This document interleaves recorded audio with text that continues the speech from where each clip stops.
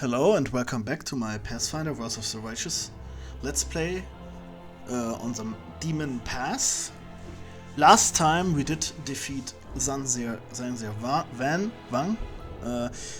Wang, and you might be wondering, why do we have a Mythic rank up right now? Because I installed a mod that changes some of the Mythics rankings. I talked to some of my friends and people who stream this game a lot, and a lot of people seem to agree that this makes more sense. So after Zanzir Wang, you do get Mythic 5. Here, Mythic level 5. But in the Call for Mines later, you only get 1 rank up instead of 2. Which makes more sense and is more fun. And then you do get Mythic 10 by killing Deskari in Act 5, instead of getting it at Threshold. And you have to do your personal quest before you do that, which seems fair to me anyway. So let's go and show you guys what we are going to do. You might be also noticing that there are some mythic abilities that are not part of vanilla. These are part of the tabletop tweaks mod, I think. Most of them. I think all of them. It's just tabletop tweaks, and yeah, I really like it, and I highly recommend you try it out too. In any case, for us it is enduring spells too, I think. Here we could go with Archmage Armor as well, which we will eventually.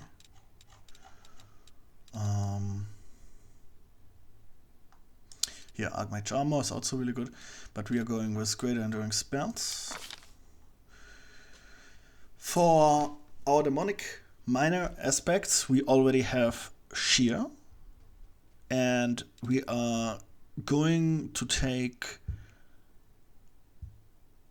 the Succubus one, because it gives us on rage immunity to compulsion and fear effects, which is something we are desperately in need of.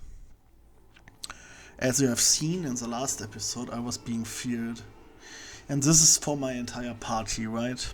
So, also enemies get penalties to will saves and attack rolls, and we get bonus will saves on top of the immunities to compulsion and fear. Also bonus to persuasion, perception and knowledge world skill checks, equal to half of the mythic rank, +1. So we get to choose 2 major aspects. The stats are permanent, and the secondary effect has to be chosen before combat and cannot be changed, I think, during combat. We will take Balor for Constitution, and if we have it as our active major aspect, all allies in 50-foot radius enter demonic rage with the demon themselves, but without the advantage of demonic aspects. So, yeah, still pretty good for our party. And the other one will be Vavakia, just for the strength bonus. Good. Then we get to take spells. It really does not matter. Could really do whatever. And here, rank 3 spell. What really matters to us is that we get access to Demonic Form 2. We will talk about that in a second, after we are done. We've been leveling everyone up. Channel Rage, interesting, but yeah, an entire turn to rage summon. I guess with a quick casting rod, this is not bad. Yeah, Profane Hymn. Telekinesis Strike. Morbid Restoration is actually a decent heal. We have to try that one time. I think Haste is the obvious choice here for us, as it will give us the most benefits, even if we only use it on boss fights probably. Or maybe rarely. Okay, so this is our Mythic rank 5 level up for Demon main character. We got Greater Enduring Spells, Aspect of Succubus, Aspect of Balor, and Aspect of Vavakia for major aspects. Took some spells. Haste is the only relevant one here. And now we are going to go through the Companions rank up real quick. So for Roland, I will go with Ever Ready. For Camellia, we have some interesting choices, but the most... I'm going to go with Armored Might, because right now we're getting +4 attack and damage bonus from Mythic Armor Light Focus. And Armored Might plays into that. So this will give us +3 AC, which then half of that rounded down gives us another +1 to attack and damage rolls. And this will scale with our Mythic later again. She also has Mystic Avoidance, which is decent, mostly to unlock the maximum dexterity bonus for her. That is the main reason to have it for her. And get an extra chance to basically for enemies to miss you. Good. What's on your mind? That's, I can show you now. So now she now has Mithril Breastplate. Armored Might gives +3 to the base. It adds up with the base to the total, and it is 12. And as you can see, half of 12 is 6. So now she gets +6 attack and damage rolls for her attacks, which is quite useful. What's wrong with you, man? You look... Oh, you're... Okay, he was doing stuff. Open your heart to me. You know what you're doing. For Greybow, it is also going to be Armored Might, because he has Mystic Armor, Medium Armor Endurance, which basically also works with this. Precision is the difference between the professional and the butcher.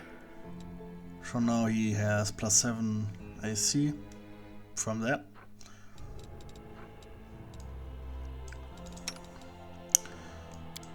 Darren, we just go Enduring Spells. Great Enduring Spells for him.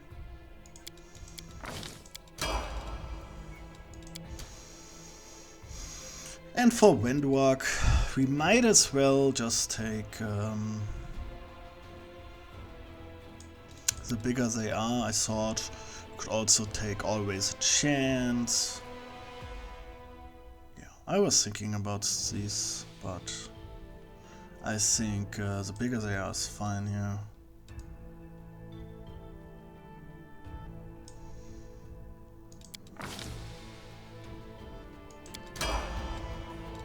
Okay, that's the Mythic rank ups. We should move. Now that we have access to our higher level spells. We need to rest though before we get this. Let's also do that. I tried all the forms and I think Calvacus will be our most used. And we will take care of our spells here. Okay, so that took over. So we now will use this Expeditious Retreat.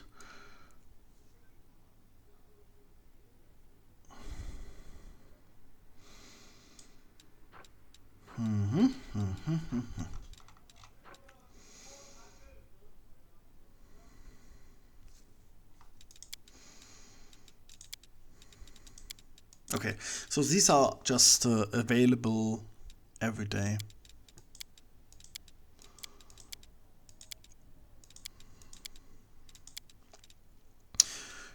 We could think about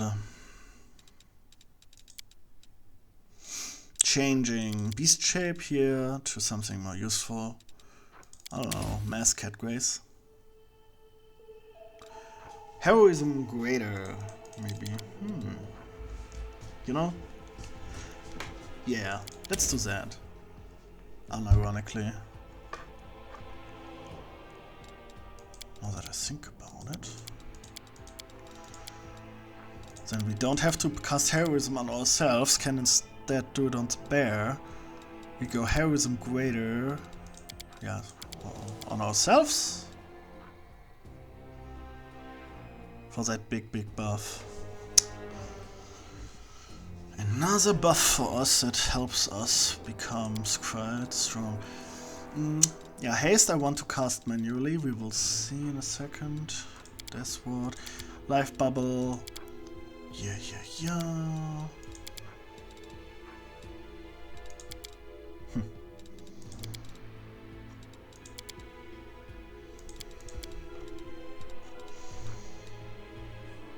True seeing, you say. Right. And we will be casting all of the Protect Communal spells now. We also have 24 hours on them. It's great stuff, really. Great stuff. Mirror image. Yes.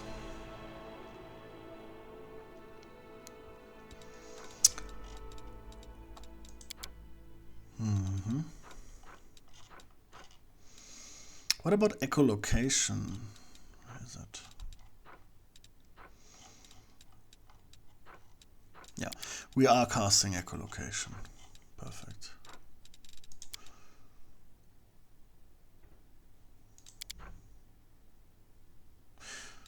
Okay, this is perfect.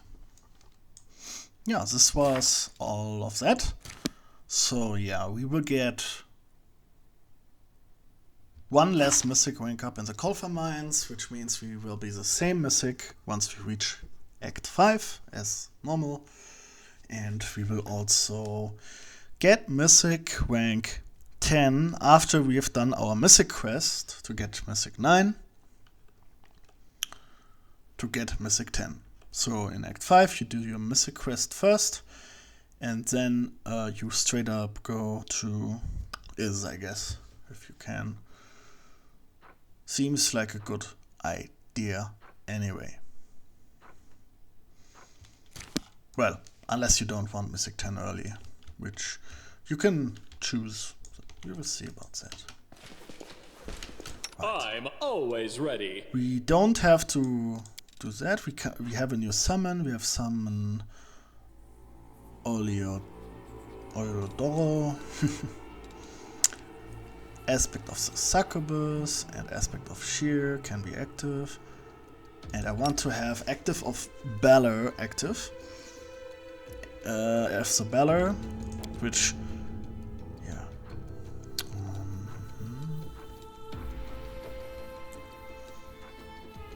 One more thing.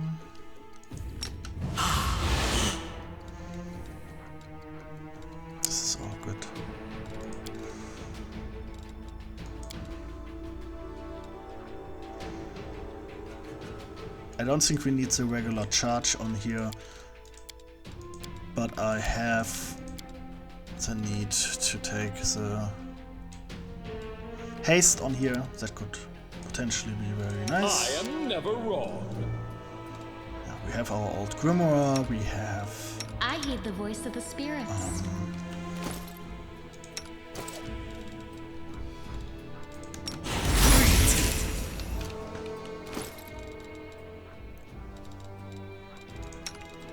Our skill books.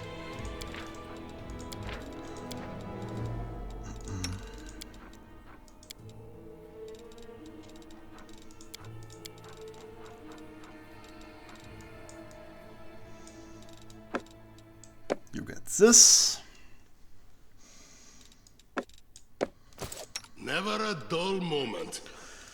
Now we have to choose who will accept the rage effect. I think Roland will accept it. Camellia, I don't know. Ready to serve. Graber wants to accept it.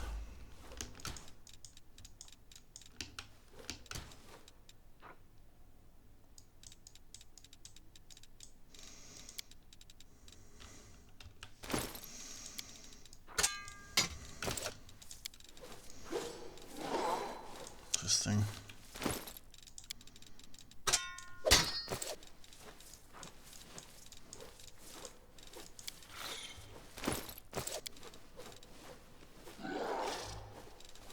Okay, it just keeps adding them to the character. That's weird.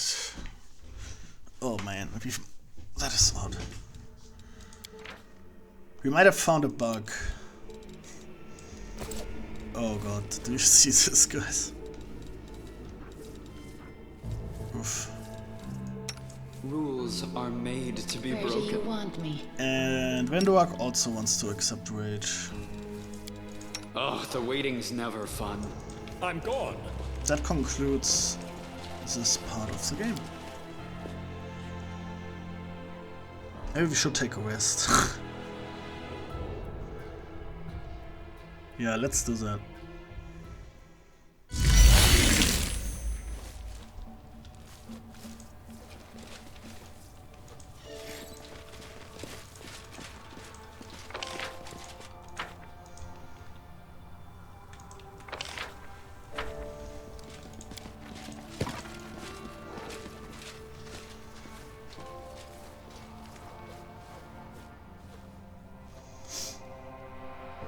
Alrighty, let's take that rest.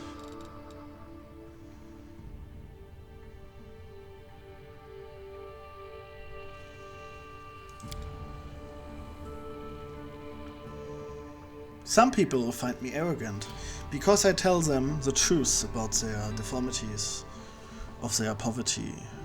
Yet people find you a pleasant fellow even though you're a hired killer. The irony. Manners are one of the best discover. What?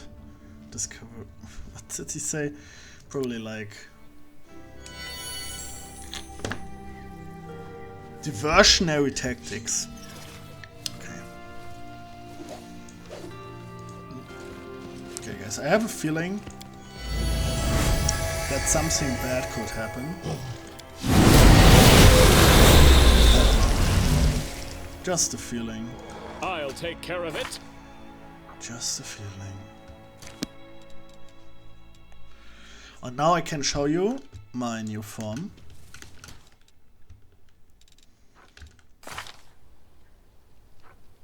Greater heroism. That's so good. That's so good. 24-hour greater heroism. Perfect. Okay, let's do this.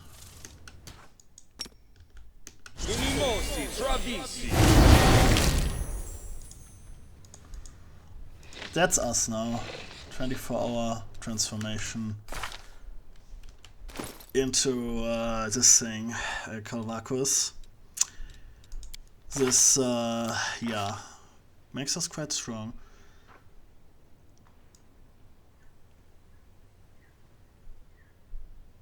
And yeah, it's quite fun. So let's venture forth and see what...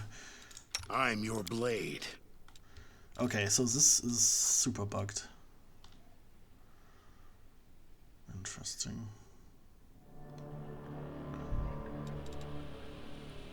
Okay, note to self: never unequip Romarian Greatsword from Greybor until we get rid of it. God damn it. This is a bug.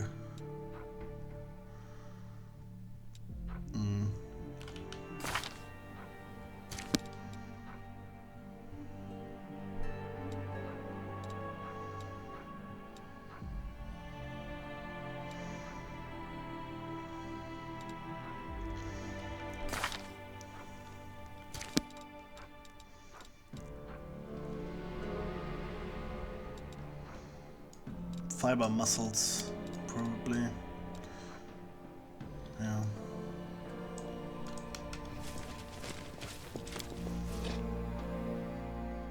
Yeah, so we are now a demon, Kalvakos form, until we get some other buffs. Oh, what is going on? Enchanting the attractive impulse.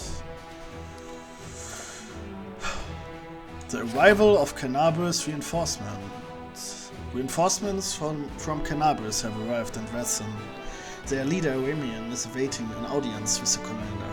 Remian? What's going on? Usually wants to talk. In the commander we trust. Swindlers have started the rumor that the commander is a saint. Yeah, surely. And gullible soldiers are not buying their charms that allegedly contain his hair, cut nails, and other holy relics. Punish the con artists.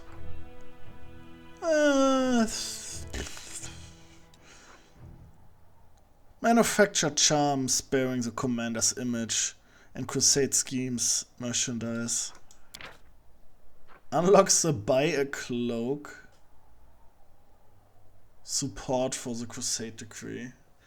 This is hilarious. You know, honestly, leave the con artist be.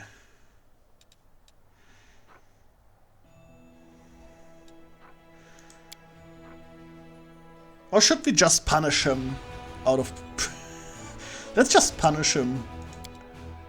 False hope begets only regret. The commander has prohibited the sale of the charms and dispels the rumors, earning the soldiers' respect. Yeah.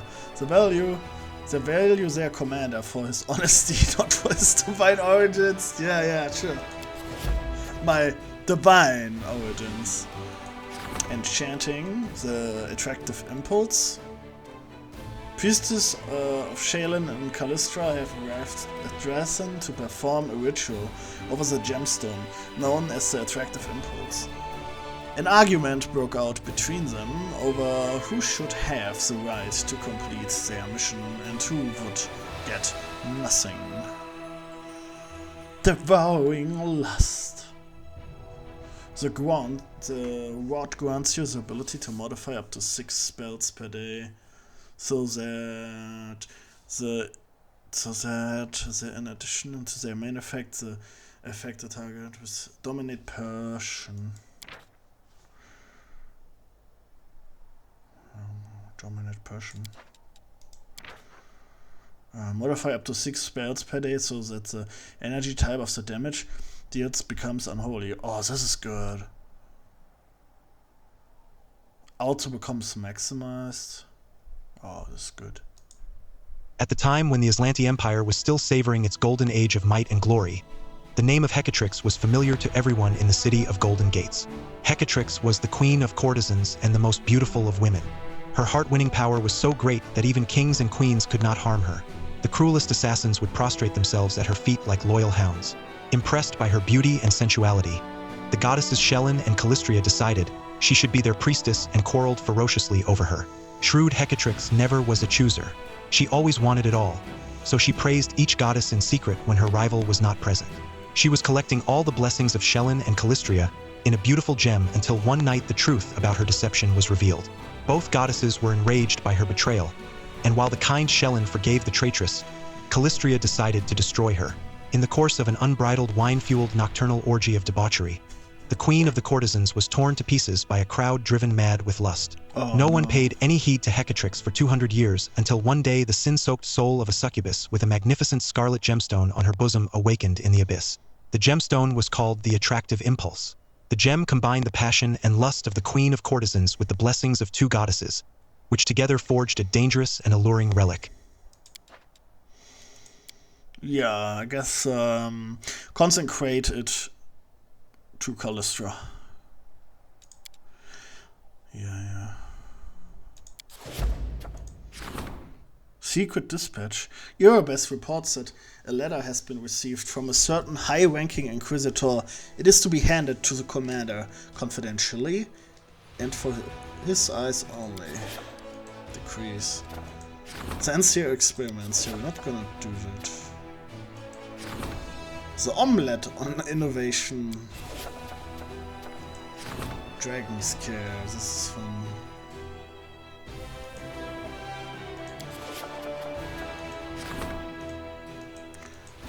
Okay, we'll do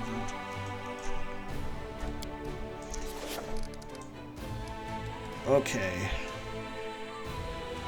We are cruel overseers. Gratitude of the aristocrats. Abyssal host. Blessing of bastard.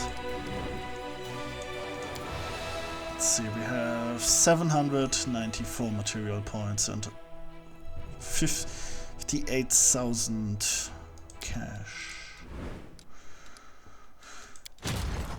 Ooh, we have demons and stuff and...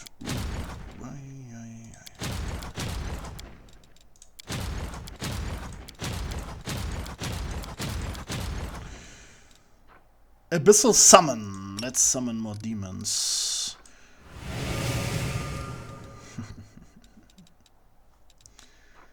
Yeah.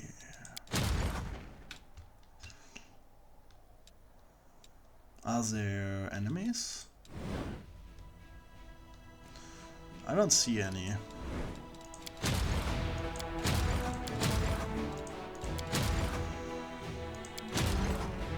So many. Armies.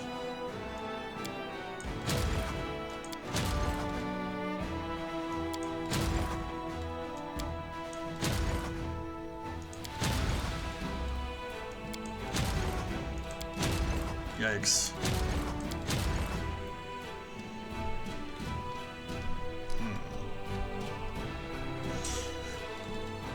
What do we send to these guys? You can join them. Sure.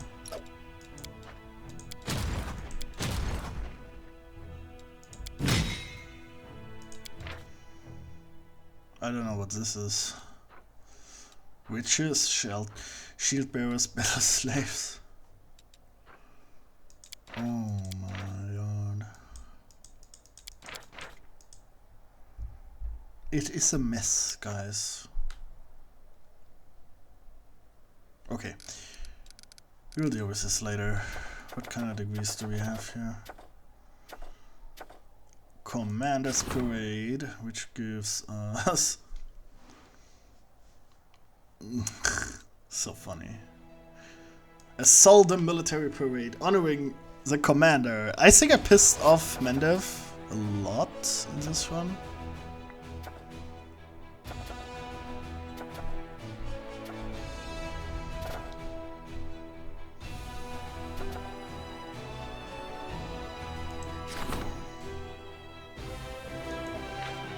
Oh no. The Numerian device created by the Technomancer 100 phase is capable of transforming mortal crusaders into ultimate soldiers that can withstand any hardship and remain loyal, fearless, and fit for combat to their fullest potential. But to become invincible, they have to pay a terrible price. They must relinquish their freedom, their mind, and possibly even their souls. Will become available again in 45 days. Should I do this?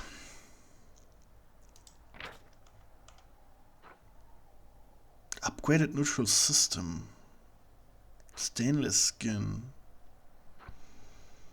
Augmented heart, fiber muscle. This is definitely evil.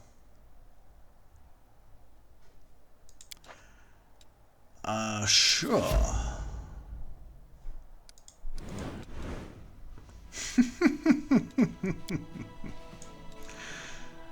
I mean, we already have demon knights and convicts in our army. And apparently bandits as ranged. It can't get much more cursed than that, I'm afraid. Where are my thieves at? I need more thieves. Ah, here. Cool. Let's recruit more thieves. Oh, we already did recruit thieves. Next week. Yeah, okay. Okay, then let's go home, I say.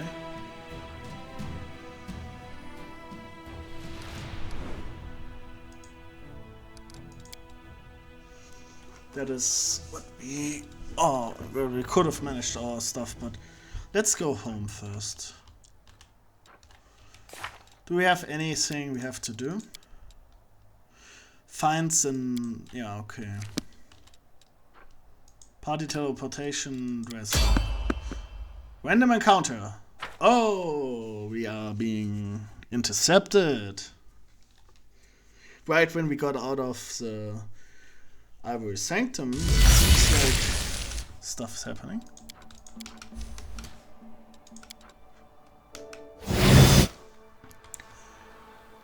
Alrighty, let's do this. Commander. Yeah, this is weird.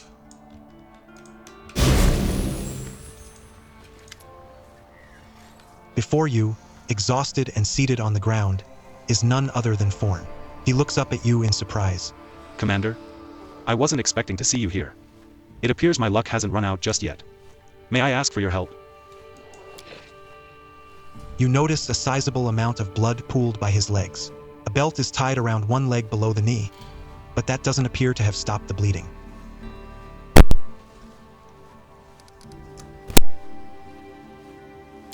What are you doing here? I was tracking Kaylessa and found her lair not far from here. Again we fought, and again she was able to wound me.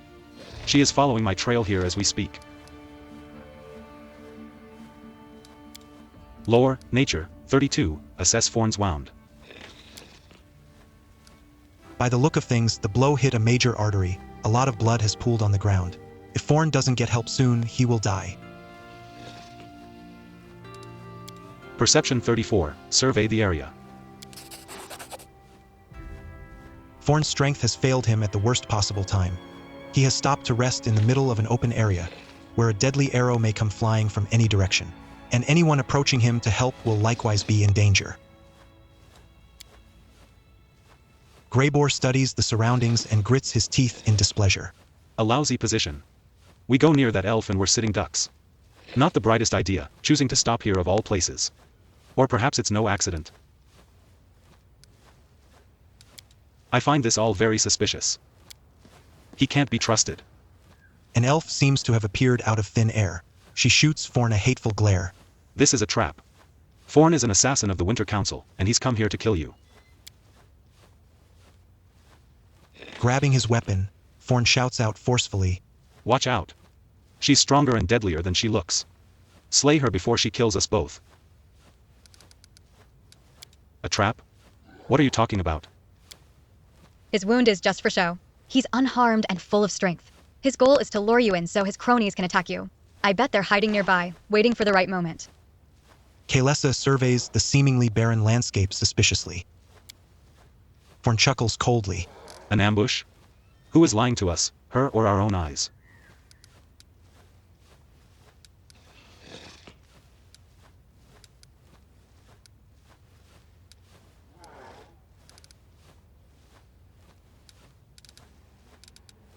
Why would Thorn want to kill me?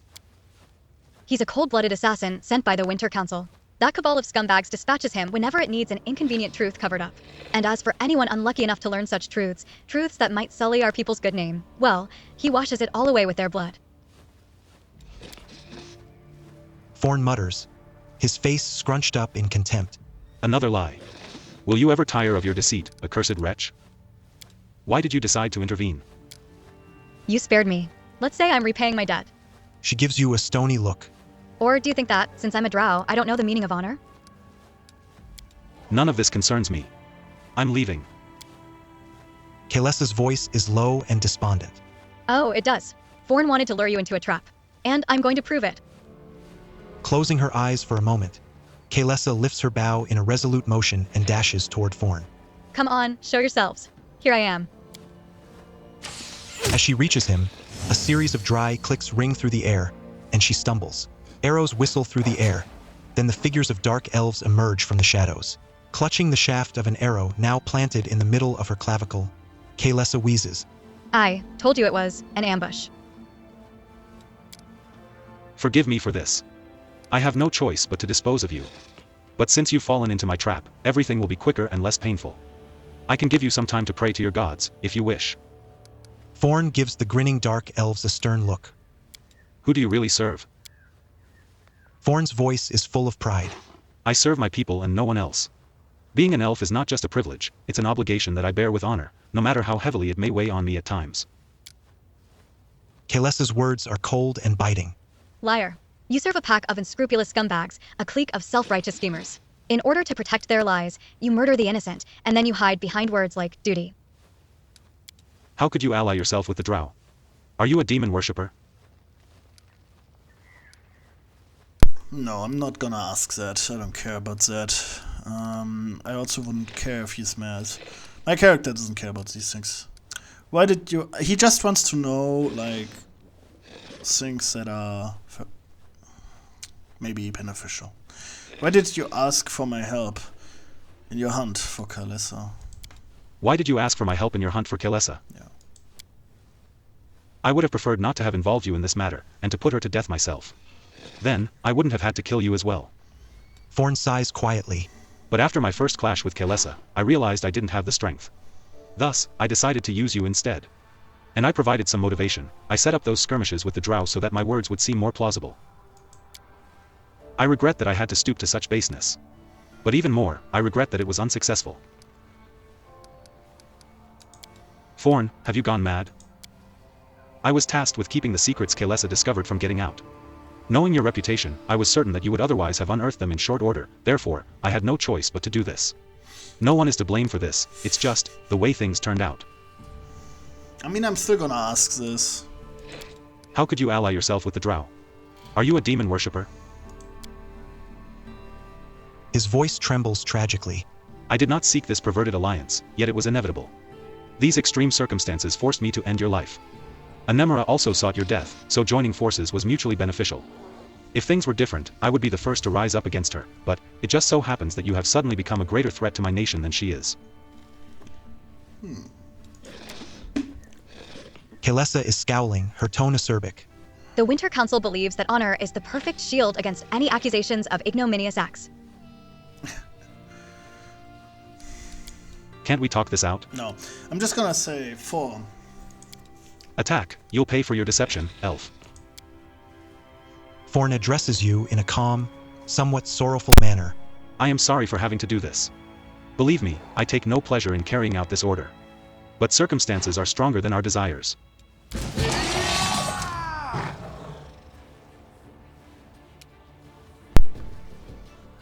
Well done.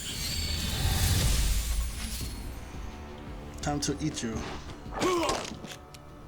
Disarmed.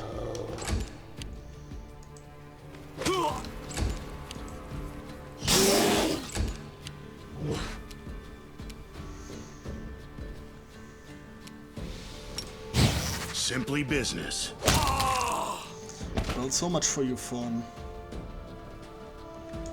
You are dead.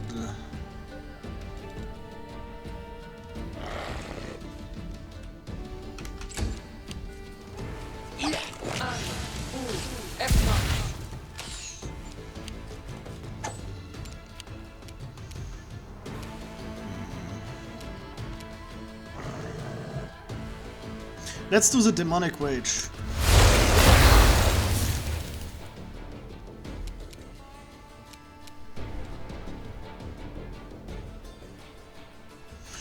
Oh, everyone is now in demonic rage.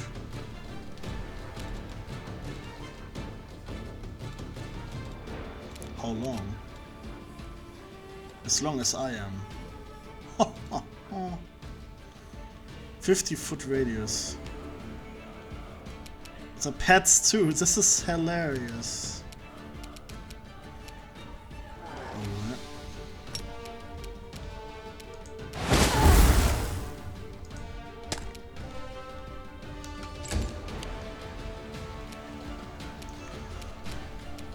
Okay, now. The people I told... Oh no, it has a range, right. That's one way to do it. If you get out of range, then you can still... Word of mysticism.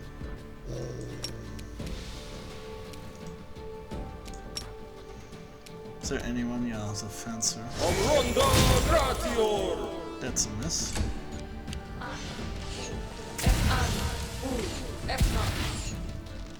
Bitches.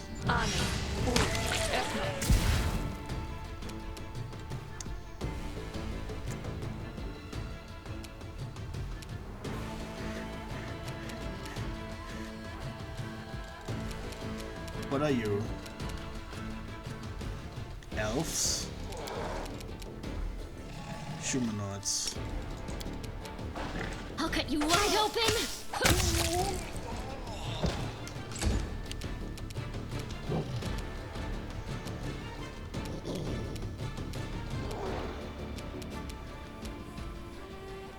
I'll rip you apart!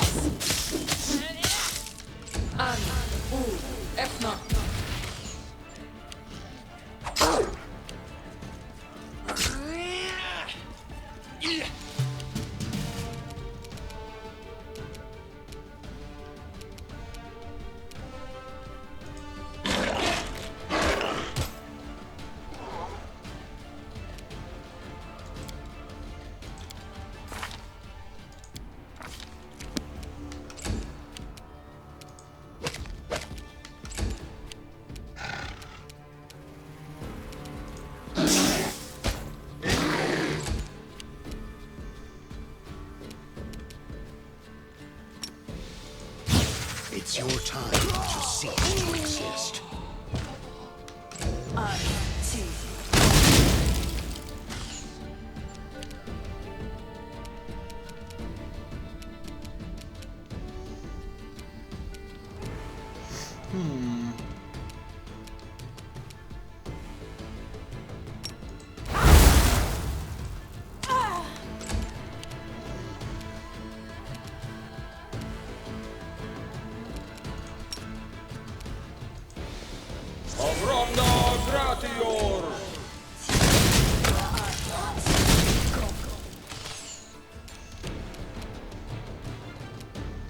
Yeah, we still do not overcome enemy resistances, sadly. So maybe we can't yet become... The spirits demand your blood!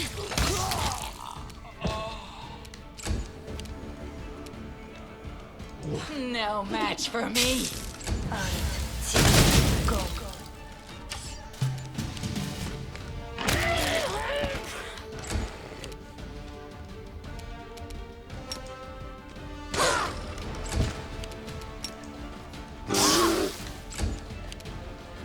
You're in my way. You had your chance.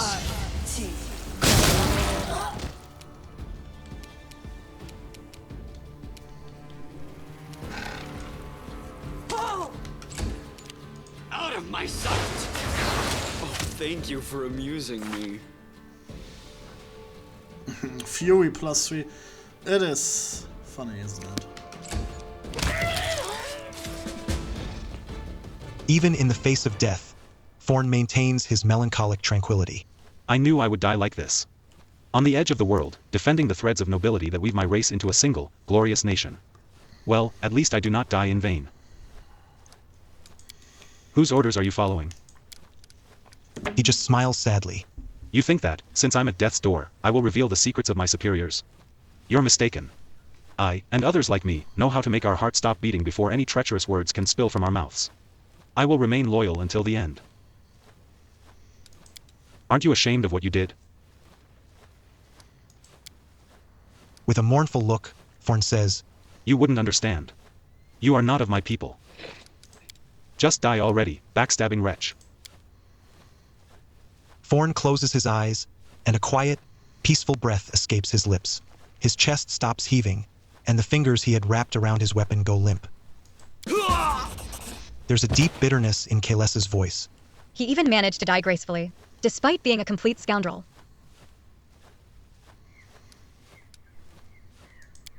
Can I finally get an explanation as to what just happened?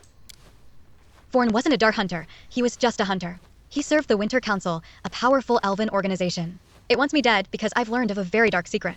That's why they sent Thorn to kill me, and everyone I could potentially have told about it. Meaning you, soldier. Tell me about yourself. The whole truth. With a weary sigh, she says in a hollow voice, I was born in Kynan, in the blessed forests of the elves. I was different back then, pure and noble. But no matter how beautiful and fair Kynan was, it had its share of injustice, cruelty, and crimes committed with impunity. And I never could stand crimes going unpunished. I joined the Sunset Wasps, a secret sect of vigilantes dedicated to Calistria. By night, we would bring justice to those whom the law had failed to punish: liars, traitors, molesters, murderers. But the further we went, the more our doubts grew. We asked ourselves, how reliable was the information we were getting? Could there have been any mistakes? Alas, it was too late. The whole time, we were puppets in the hands of a priestess of Deskari by the name of Anemra. That monster had been toying with us, using us to kill innocents. The Wasp was revealed to be a locust, and we were unmasked as criminals, outcasts. We were wanted and had nowhere to turn. The only option was to bend the knee to Anemra, who promised us protection. I was the only one who refused, but I was captured and taken by force. Then, under Anemra's watchful eye, our apprenticeship began. We did dark, horrible things, bathing in violence and spite. Myself included, I did them too.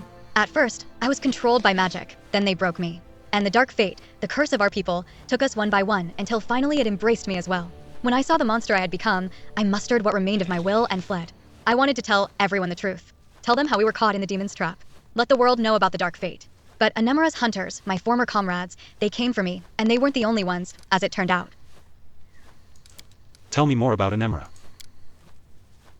She is a true drow, one who never was a normal elf. And even among drow, she's a dangerous monster, the deadliest of Deskari's servants. Fear her, her flesh nurses swarms of terrifying creatures, and her mind. I've learned the danger of her guile firsthand. The Winter Council, what sort of organization is it? The Winter Council is a legend, but few doubt its existence. It's said to be a clique of influential elves of Kynan, a mysterious group that watches over the interests of elvenkind, protecting them by any means necessary. Murder, espionage, blackmail, no tool is excessive for them if the reputation and honor of the elven nation are at stake. When I decided to tell the world the truth about the dark fate, the bane of our kind, I signed my own death warrant in the eyes of the Winter Council. They don't want elves to be tarnished by their association with the ignoble drow. They're too scared of being held responsible for the crimes of their dark cousins. It's better to hide this dangerous truth and destroy everyone who knows it. What's the dark fate? It's been assumed since time immemorial that the drow are either a degenerate branch of our kind or an abhorrent perversion, a mockery fostered by the dark gods. But the truth is that the chasm between the elves and the drow is much smaller than one might think. Any elf can become a drow. Absolutely anyone. Whenever an elf commits unthinkable evil, letting darkness into their heart, they may one day transform. The dark fate is a state of the soul of an unrepentant malefactor who detests the light. An elf like that is no different from a drow, both in appearance and in spirit, and thus they become a drow. Kaylessa smiles mirthlessly. Her face shows the immense fatigue of the months of wandering, fighting for survival. Such cruel irony. The elves were trying so desperately to convince everyone that they have nothing to do with the drow, the most vile, horrid race in the world, and it turns out that the distance between a normal elf and a drow is but a single step. I see. So, what now? Now I ask one last favor of you. I still have friends left in Kynan, real friends, ones I can trust. Send a letter to Avanara, to the leader of the Border Defenders. Recount my tragic tale so it doesn't die as the Winter Council wants it to, since I won't have the chance to speak this truth myself. Because you will have to end my life now, soldier. She looks at you calmly, wearily. There is neither threat nor fear in her words, only a plea for and acceptance of the inevitable.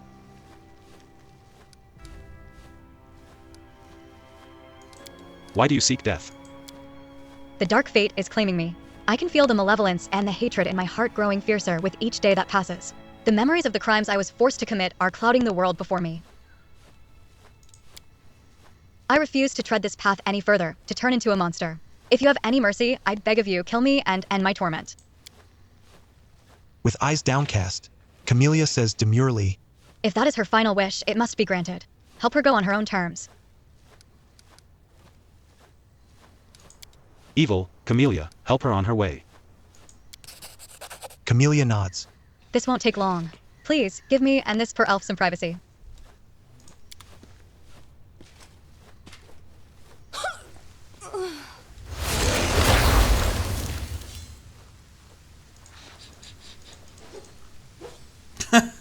Camellia. Alright.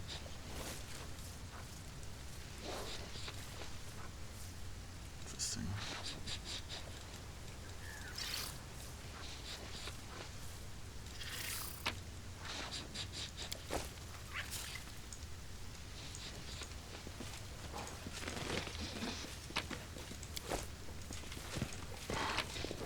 I like that you got the action option there to let Camellia kill her.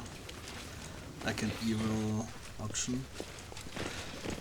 Because otherwise I wouldn't have killed her, because I don't mercy kill people that are wreaking havoc. I let them suffer. Alrighty. That was another good chunk of experience, and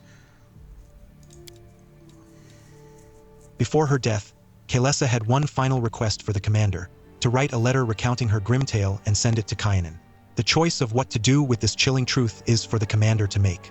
The Winter Council that sent Thorn to hunt down Kaylessa would clearly prefer it to be buried as deep as possible. huh. What did we find item-wise?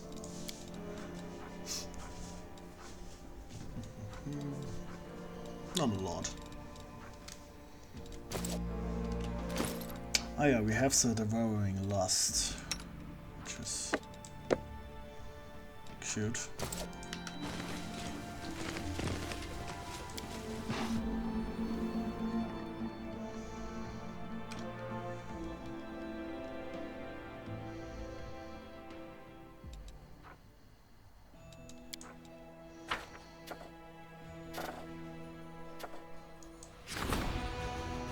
We can either send a letter or we can hide the truth. The Winter Council will be grateful if the truth about Kaylessa is hidden. Yeah, we will hide the truth because we are evil. We are evil. No truth shall be revealed today.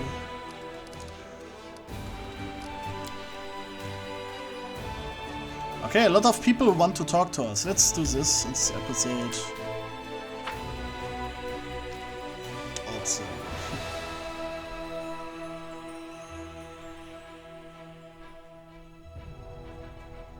The end of Act 3, sorry, the end of Act 3 is approaching. We found out that they are hiding under Kenabres. So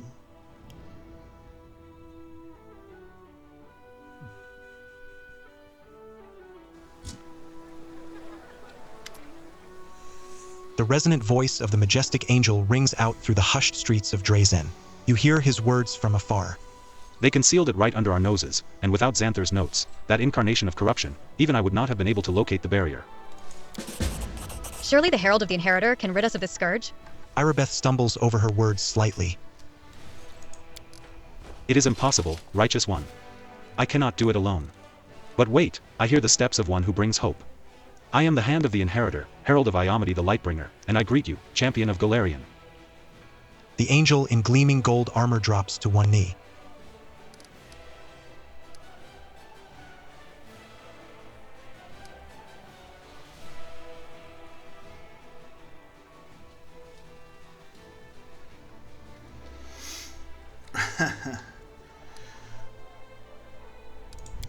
Evil, I hope you have come here to be useful and not to meddle in my affairs. The angel doesn't respond to the chilly greeting. Just so. Aiding the crusade and its leader is my sacred duty. What brings Iamati's herald here? Your deeds and exploits, champion. You have brought hope to these accursed lands. Hope that the demon invasion will finally be stopped once and for all. And I am here to aid my goddess's chosen one. What did you discuss with Irabeth? This. The angel gestures toward a symbol on the paving stones. The ivory sanctum held a dark secret. Directly beneath Drazen, in the bowels of the earth, there lies one more bastion of the demons, the Midnight Fane. It is the repository of a mighty rift through which the spawn of the abyss travel to Golarion.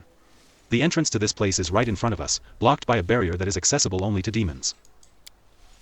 So, this is where Minago fled to and where all the demons in the city have been coming from. They can pass through the barrier freely, but we can't. And it doesn't just stop us, it injures us too. It is much worse than that. The barrier is imbued with enormous power. An attempt to break through will trigger a magical explosion. I could protect you and the city from it, but even my powers will be insufficient to hold back the chaos and open the way. This is what disturbs me most. We cannot allow the demons to rebuild their armies and plot their next attack right below the sacred heart of the crusade. Xanther Vang told me about this demonic barrier. I encountered similar barriers in Arila Vorlesh's laboratory. I have a key that can break through the barrier. All you have to do is protect us from the blast. I am impressed by your many gifts, champion. Together we shall open the passage and protect the city, and then, we shall burn the Midnight Fane with the cleansing fire of righteousness. But first we must gather our strength. I shall send word to Queen Galfry. Her help may be necessary when we reach that dark bastion of the abyss. The Queen will heed my call and arrive quickly, within a month. You must use this time to prepare to attack the Fane.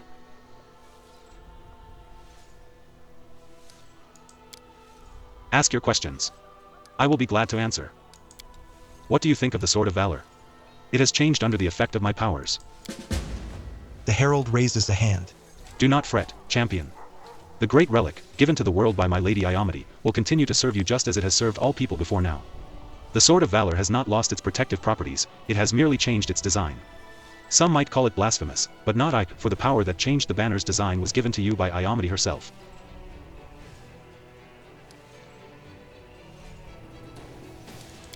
It seems that I caused the Sword of Valor to change. Blood from the wound on my chest fell onto the banner and... That means this mysterious wound is a mark of valor, given to you by my mistress, setting you apart from all the rest, champion. Are you sure this wound is a gift from Iamati? No, I could be mistaken and unable to perceive the full truth. The Inheritor's thoughts are hidden from me, for I am but her hand. I do not test her will with my doubts, nor crave answers to my questions. I simply trust and serve. But I know that if your body had been harmed by malevolent fiends, my goddess would have extended her mercy to you and healed you. Why did the goddess bestow this wound on me?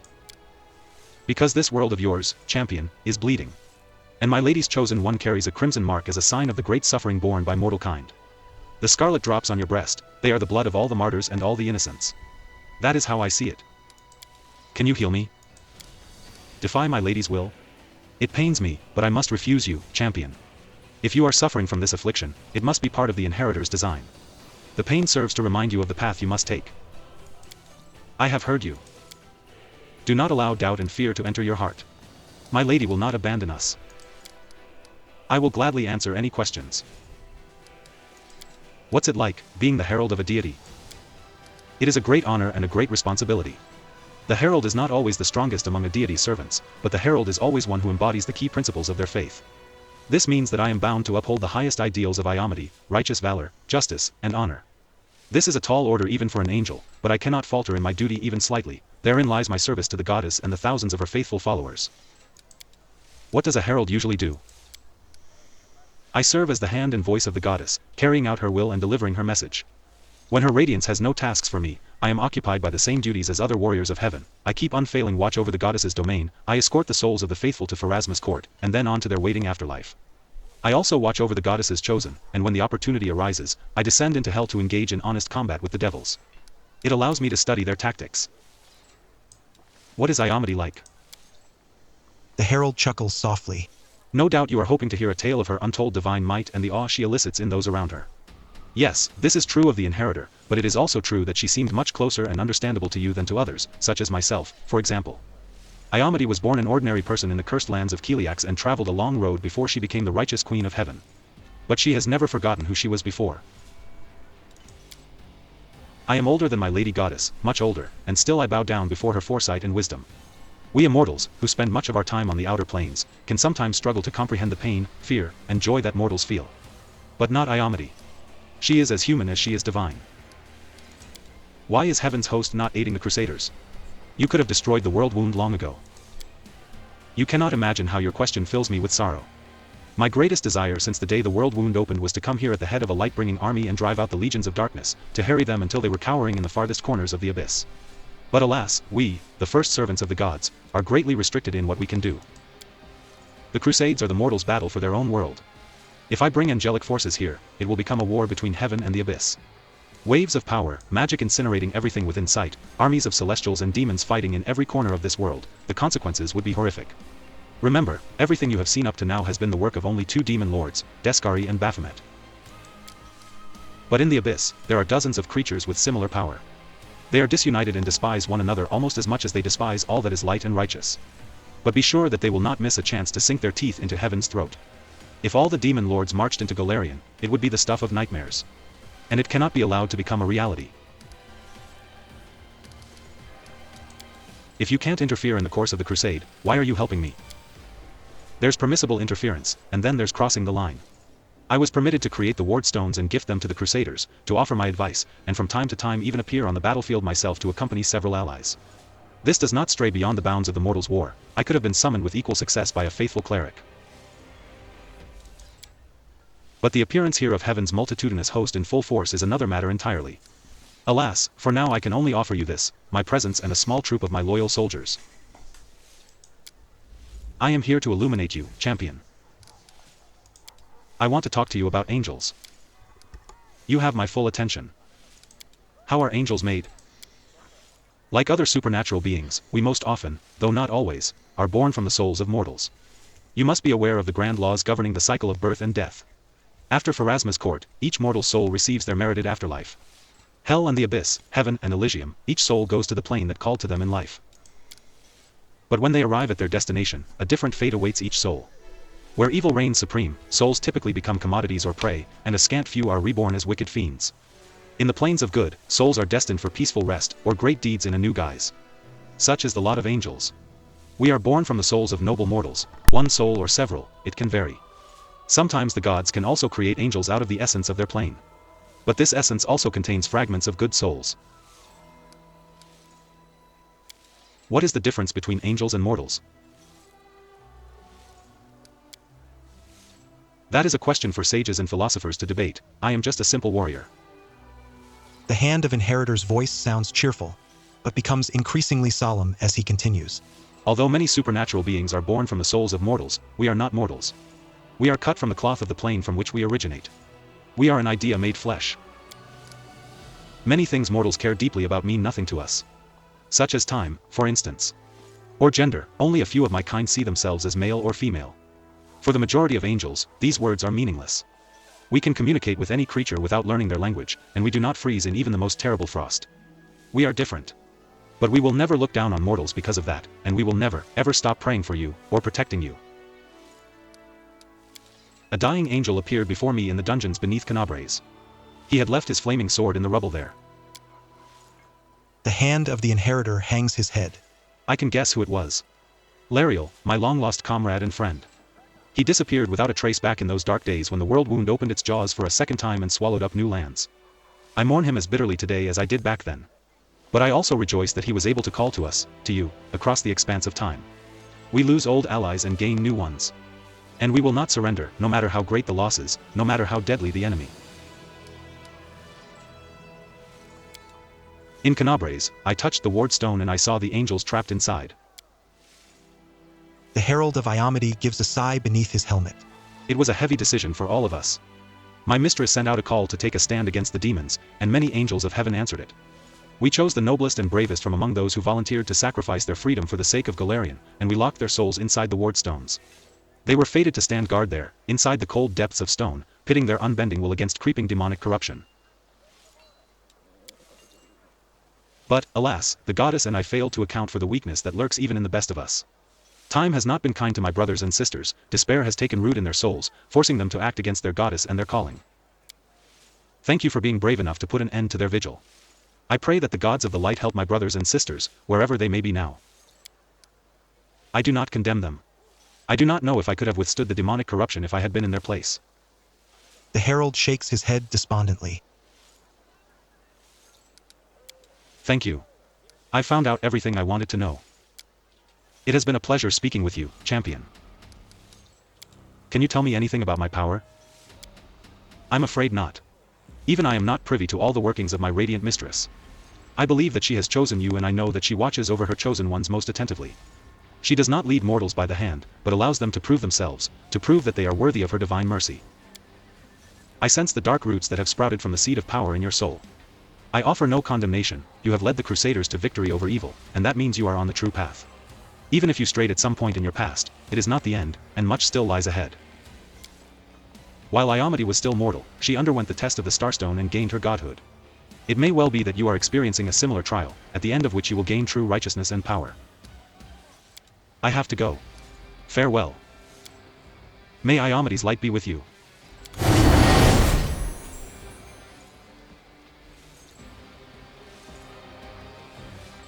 Well, that was some good gaslighting. Okay, who do we need to talk to?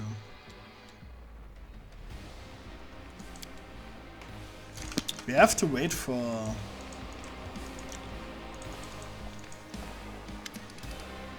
Captain Odin gives you a polite nod. What can I do for you, Commander? You seemed nervous when we were discussing the attack on Storm's Peak. What's the matter? Odin's face looks both fragile and rigid, as if it were made of glass. I was imagining the sacrifices this bloody assault will exact. Thinking of the soldiers who would never go back to their homes.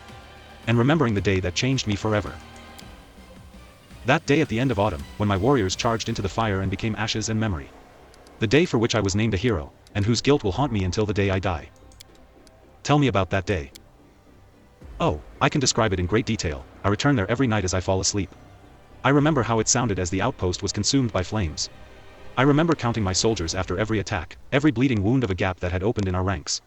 How people threw themselves into the boiling river to escape the burning air. And, naturally, I remember how it felt to be the last. Don't be look cute. To be the only one left. But I won't recount the specifics to you. This is my nightmare, and burdening my leader with it would be treasonous. Have you seen my face, bro? Why are you tormented by guilt? I could have done more, I could have saved at least someone. It's true, I didn't hide behind my comrades' backs, and the wounds I took in that battle nearly killed me. But still, I could have done more. What it comes down to is that it's just not fair that I survived when everyone who trusted me with their lives died. If there is justice in this world, my survival affronts it. Why did you stay in the army after that? Odin smirks bitterly. Because they called me a hero. I was so ashamed at that moment. I knew that they were the heroes, the ones who would never leave the outpost. Their heroism was my undeserved glory, and it was thrust onto my shoulders with all the weight of an order. I swore that I would carry my burden until I became worthy of my brothers and sisters in arms. I am guilty of receiving the glory that their valor made rightfully theirs. Thank you for telling me this. I'm a soldier. Soldiers aren't made for easy lives. Something subtle has changed in his expression, as if some unseen visor has been slid back over his face, marking the end of that moment of painful sincerity that arose between you. I'm always at your service, Commander.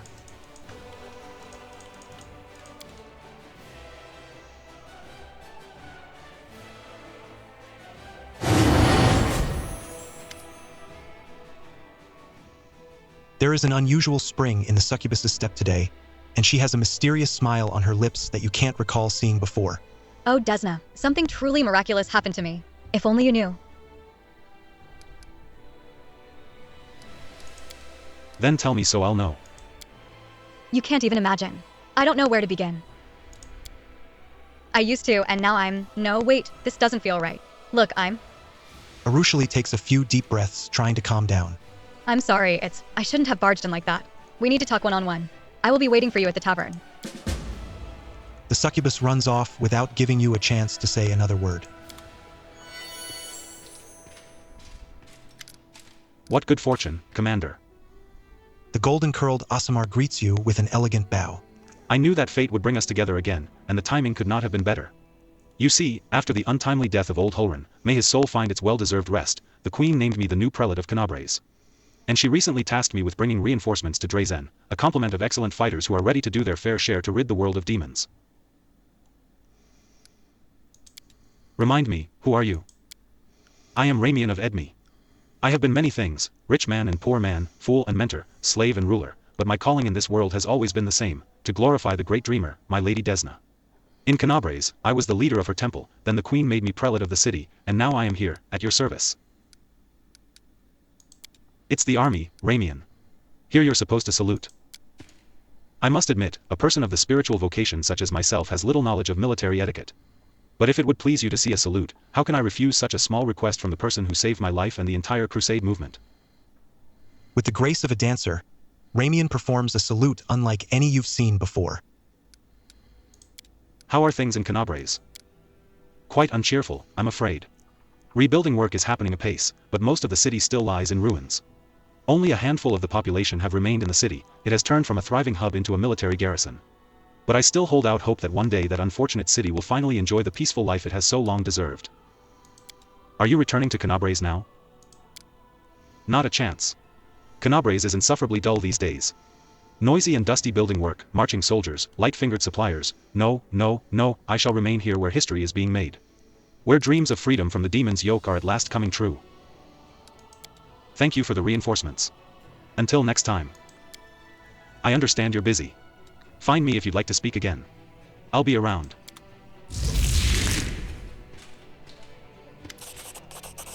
Irabeth looks a little puzzled, but salutes you as protocol demands. Commander, you have a letter from Mendev. It was sent via the Church of Iomity, by a trusted courier from the Nerosian archives.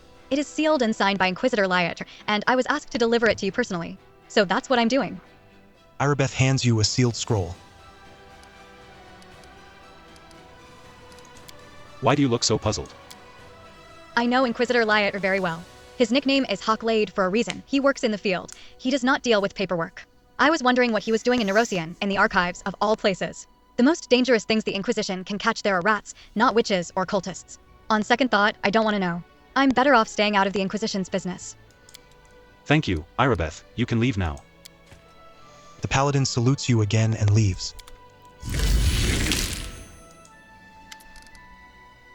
Irabeth salutes you. Irabeth says goodbye with a short bow.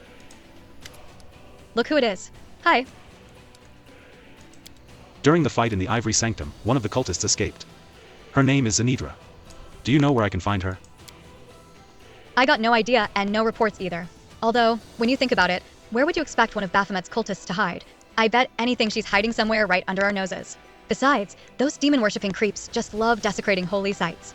I'd search for her at a nearby shrine if I were you. All right, you watch yourself now. All right, let's talk to people.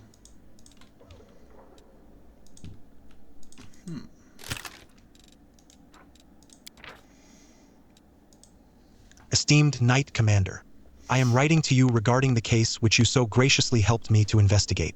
I hasten to inform you that I may have discovered something that will help us finally unravel the mystery of what happened in the place known to us both. It may also help to neutralize the source of this mystery. My current research compels me to take a short trip outside Mendev, but I will return shortly and find you wherever you are at that moment. I urge you not to take any further steps in this regard without me. The danger may be much more serious than both you and I presumed at the beginning. May the gods be with you. Liater Hawkblade, servant of the people of Mendev and loyal inquisitor of Our Lady Iamity. P.S. It is crucial that he does not suspect a thing. You know who I mean.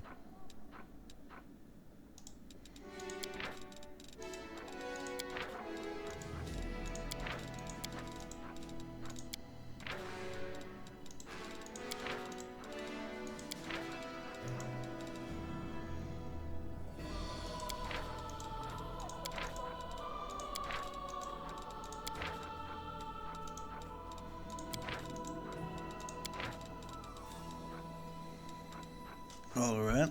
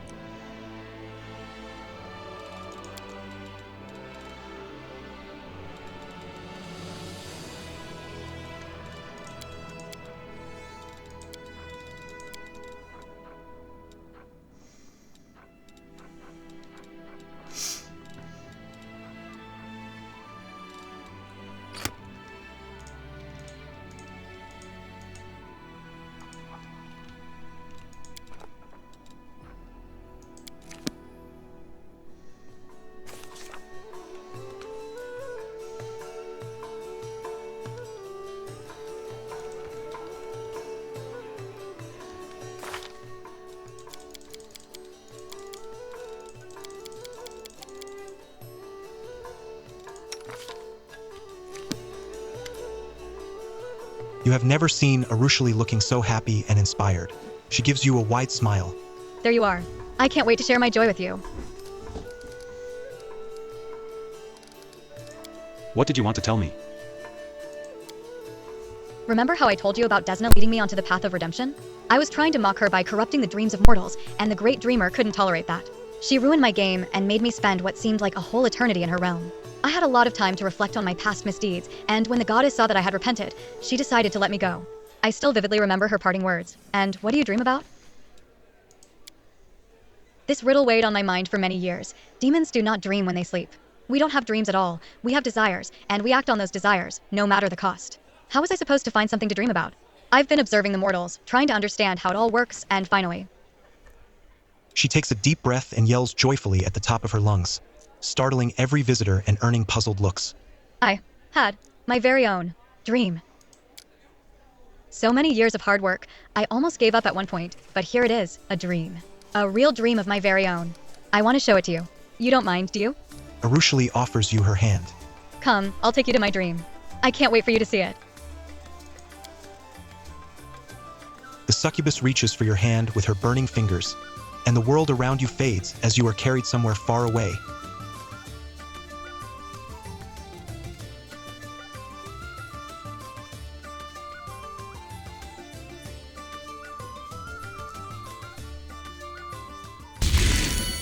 It is cool and quiet in Arushali's dream. The ground is firm beneath your feet, and thin mist curls along the surface. In the soft, eerie light emanating from invisible stars you see nothing. As you look around, you see nothing and no one except for you and Arushali. Nevertheless, the succubus is beaming with joy. There it is. An actual dream, my very first one. Is this what mortals see every night? Does it look like your own dreams? What do you think?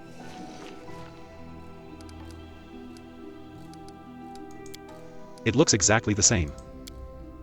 Really? It's fascinating. Arushali looks around. Her smile fades a bit. There is nothing to see here right now. Perhaps I was so keen on the idea of having a dream that it made all my other wishes and urges too pale in comparison. Now I have to learn how to dream properly. Arushali catches your eye, cocking her head to the side. Tell me, what do you dream about?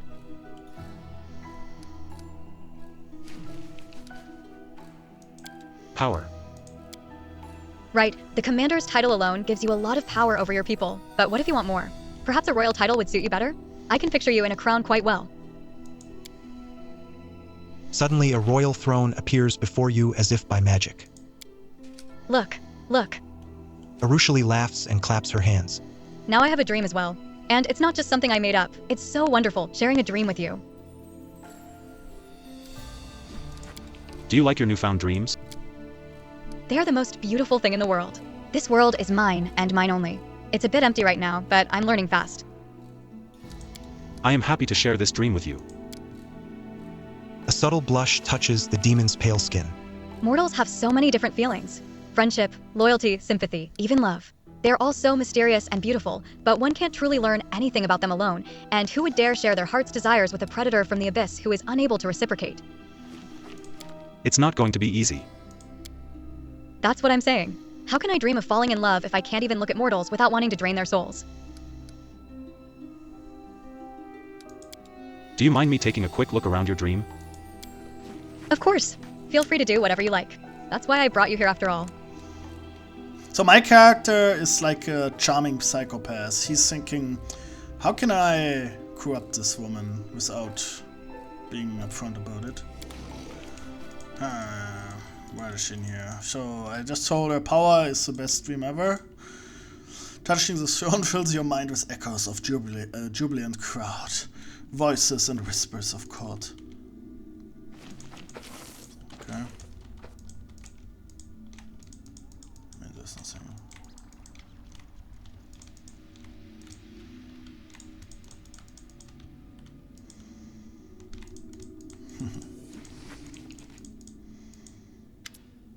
My dream, my very own dream.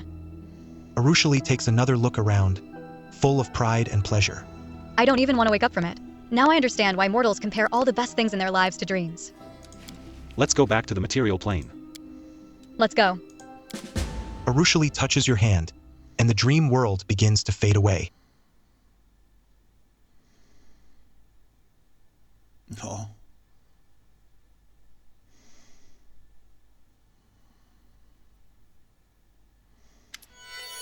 You open your eyes. It seems that no time passed in the real world while you were in Arushali's dreams. So, that was my dream. I'm happy I was able to show it to you. Arushali looks at you shyly. It is kind of empty right now, but I know how to remedy that. I need to keep learning from mortals, following in their footsteps until I figure out how to forge my own path. Naturally, I wouldn't even think about breaking into someone else's dream, as the goddess surely wouldn't forgive that. Perhaps I should ask the people of the city? What if they won't talk to me at all? The succubus seems lost in her thoughts for a moment. Then she smiles at you again. Is there a chance you could help me once more? Ask the city's people what they dream about. They are more likely to open up to you than to me, and I will just follow you silently. They won't even notice me listening in. I will be watching you.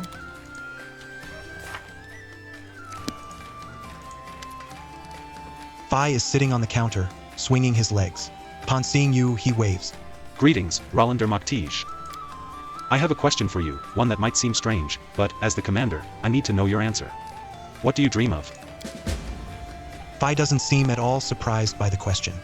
Well-being, prosperity, and dwarven whiskey. I once had a taste of the stuff they distill under the mountains. Since then, I've dreamed of getting a still like the ones they use. But they're secretive and don't share their inventions. A pity. Come again. You'll always be welcome here. Phi nods and immerses himself in his calculations once more.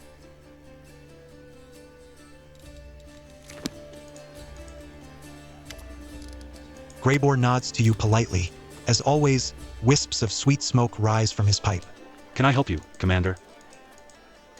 Greybor nods silently and focuses on lighting up a freshly packed pipe.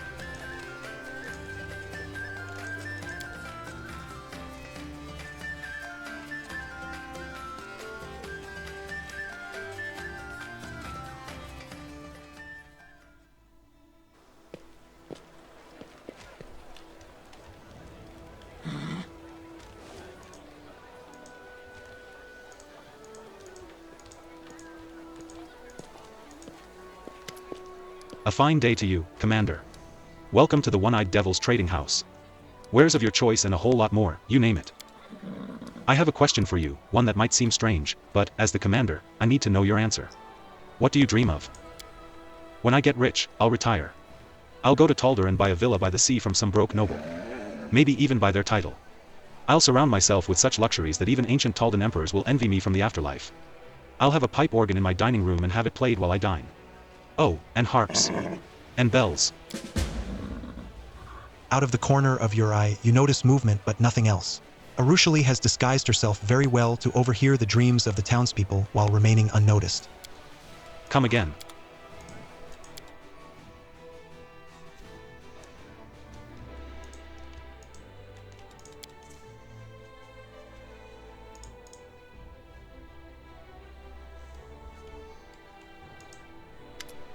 It is good to see you. What can I do for you? Would you like to renew your forces with excellent fighters? I have a question for you, one that might seem strange, but, as the commander, I need to know your answer. I'd give everything away to see my lovely little girl Lowry again one last time. Good luck. Watch your back. Only trust your closest friends. The enemy is cunning and treacherous.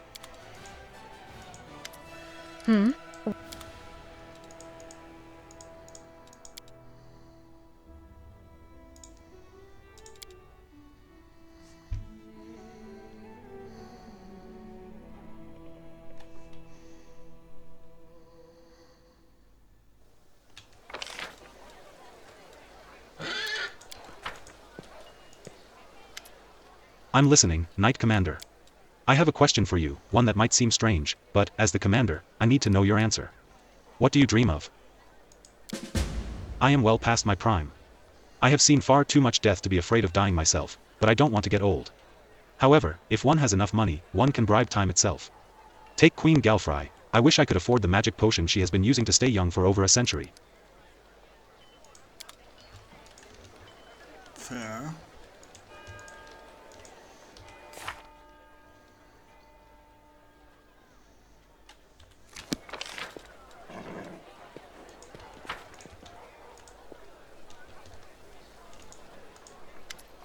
Commander. Ramian greets you with an elegant bow. I'm pleased you found a moment to speak to me. Every meeting with you is a genuine pleasure. I have a question for you, one that might seem strange, but, as the commander, I need to know your answer. What do you dream of? Ah, it would be easier to tell you the things I don't dream of. The priest smiles blissfully. Dreams are the life-giving rain without which our waking existence would be a barren desert, and in Drazen it is especially easy to dream of better things, alas. For instance, my current quarters comprise a cramped little room with a terribly cold floor. No day goes by where I do not dream of a warm rug for that floor, you know, soft, with patterns like they weave in Katapesh. Oh, how delighted my feet would be each day to step onto that rug. Remind me, who are you? I am Ramian of Edme. I have been many things, rich man and poor man, fool and mentor, slave and ruler, but my calling in this world has always been the same, to glorify the great dreamer, my lady Desna. In Kenabres, I was the leader of her temple, then the queen made me prelate of the city, and now I am here, at your service. How are things in Kenabres? Quite uncheerful, I'm afraid. Rebuilding work is happening apace, but most of the city still lies in ruins. Only a handful of the population have remained in the city. It has turned from a thriving hub into a military garrison. But isn't it time you were heading back to Kenabres? Not a chance. Kenabres is insufferably dull these days. Noisy and dusty building work, marching soldiers, light-fingered suppliers. No, no, no, I shall remain here where history is being made. Where dreams of freedom from the demon's yoke are at last coming true. Go, living legend. Fly on the wings of dreams.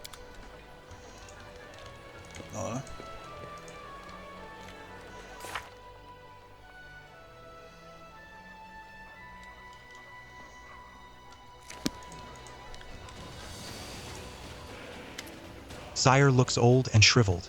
His gray hair seems to have become even thinner. He looks at you, lost, and smiles sadly, as if out of habit. Yes? I have a question for you, one that might seem strange, but, as the commander, I need to know your answer. What do you dream of?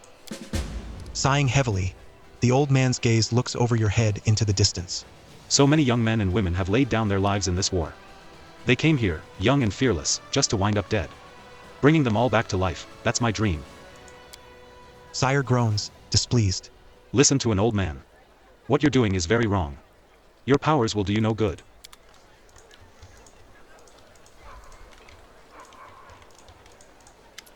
Good afternoon, Commander. How can I help you? My pleasure.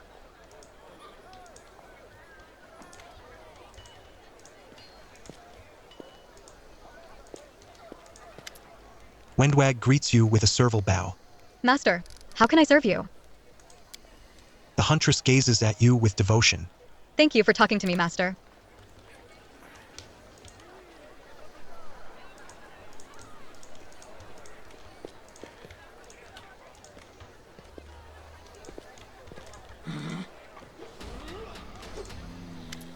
The captain of the Blackstone Company's vanguard bows briskly.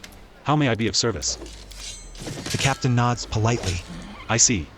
Duty calls. Good days and clear skies. What do you say? Where are we off to today? Sela smiles. See you. Hail, Knight Commander. I have a question for you, one that might seem strange, but, as the commander, I need to know your answer. What do you dream of? I heard there was once a substantial library in Drazen, but the ravages of time and demonic machinations brought about its demise. Pity, it would have been very useful to my current research. I am ever at your service. How can I help you? I have a question for you, one that might seem strange, but, as the commander, I need to know your answer. What do you dream of? That is a rather strange question indeed, but if it's in order, I will answer. There is a saying, one can't win a war and keep their gloves white, yes? I do understand that there isn't much time and energy left for landscaping when you're fighting hordes of demons to death every day, but Abadar knows how I'd love to see Drazen neat and tidy for just one day. No missing cobbles in the street, everything sparkling clean, flower beds blooming, all the lawns trimmed, glory and order instead of all this filth.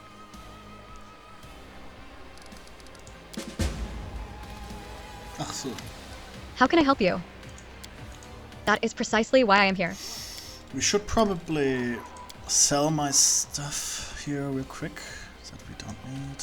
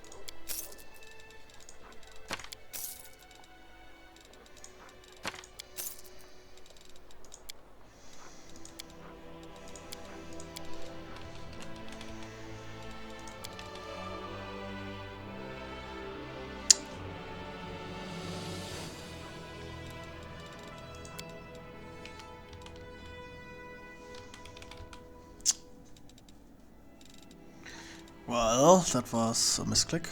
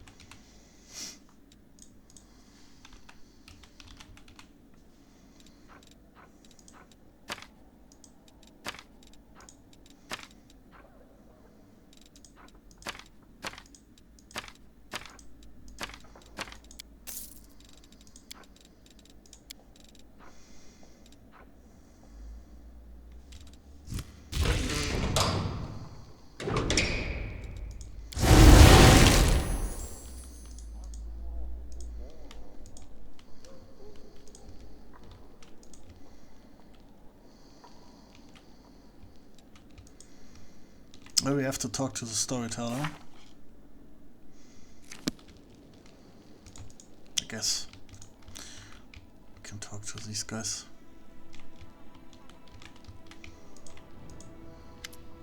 Look who it is. Hi. I have a question for you, one that might seem strange, but, as the commander, I need to know your answer. What do you dream of? What else could I desire when I have my Beth? Anivia thinks for a moment, smiling, then looks over your shoulder and gives a cheeky wink. Arushali, quit hiding. You put the commander up to this, didn't you? Feeling shy, are we? Fine, I'll act like I never saw you. So, commander.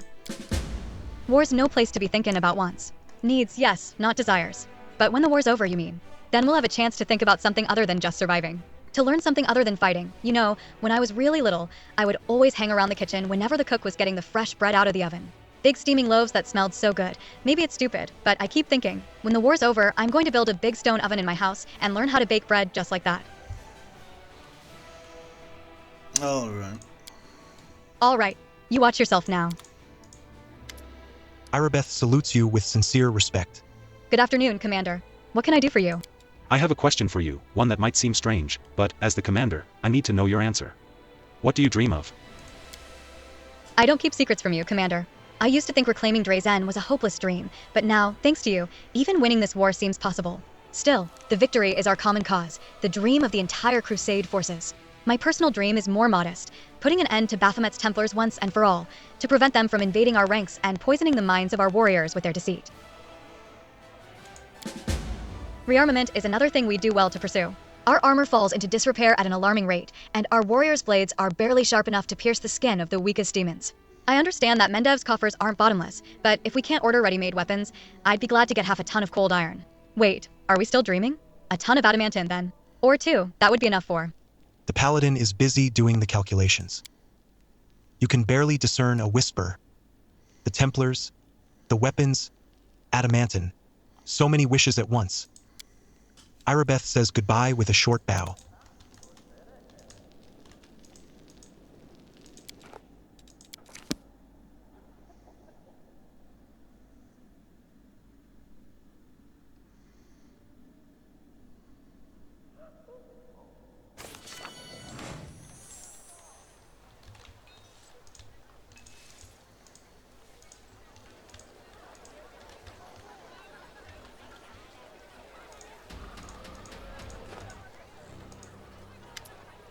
The blind elf whispers something under his breath. Hearing your steps, he turns to you slowly. Greetings, Rollander Moktige. Have you brought me a new story? I have a question for you, one that might seem strange, but, as the commander, I need to know your answer. What do you dream of? Oh, I haven't been surprised by a strange question for a long time, especially not when beside you I hear the weightless tread of a succubus who has stepped onto the path of redemption. No wonder she wants to know more about mortals and their dreams. Perhaps my dream will disappoint you, child, and still I will answer. I have to admit, I suffer from insomnia. Every night, as soon as I lie down, the ghosts of those who are remembered and those who are forgotten stand around my bed. The stories I have gathered swarm in my head, my mattress becomes hard like stone, and my pillow ice cold. Maybe if I had a softer bed, I would fall asleep quicker. Although, I suppose, it's not about the bed.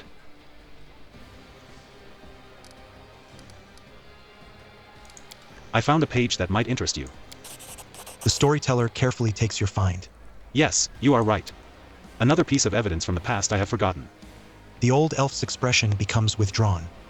The storyteller clenches the pages you brought. His voice becomes a bit younger and more energetic. My feet are covered by a crawling carpet of locusts. A few insects got under my clothes, under my shirt, down my back, in my pants. They are crawling all over me, tickling my skin with their little legs. They will not attack until they recognize me as a stranger. Protective spells are guarding me, allowing me to deceive the pestilent denizens of the rasping rifts. I keep very still. I am but an observer. An uninvited guest who prefers to remain unnoticed. I don't hold my breath when Demon Lord Deskari swings his scythe over Isiagna. I feel nothing when Isiagna deftly avoids the blow and tries to strike Deskari in return. I am here by the order of Lady Nocticula. I must observe the fight and then return to Alishanira. The affairs of demon lords do not concern me. Why did Nocticula send you to follow Deskari? The storyteller shrugs absently. I don't know and I don't want to know. My service to the Lady in Shadow is almost over. It's the 17th year of my life in the Abyss and I'm already counting days to the end of my term. Who is Isiagna? She is a rising demon lord, servant of Lamashtu. She simultaneously inhabits 7 mighty ant-like bodies. Isiagna and Deskari are always sniping at each other, but they dare not enter into open war, fearing Lamashtu's wrath.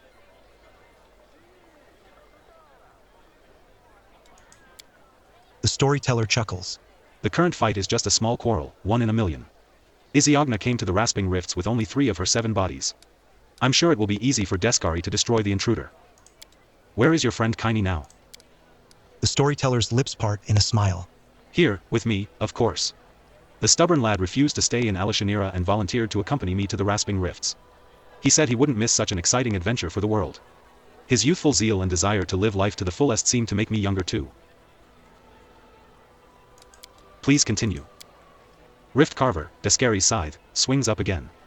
With a whistle through the air, it lodges in the ant-like head of one of Isiagna's bodies. Greenish slime splatters, the poisonous drops falling on my face. I keep very still.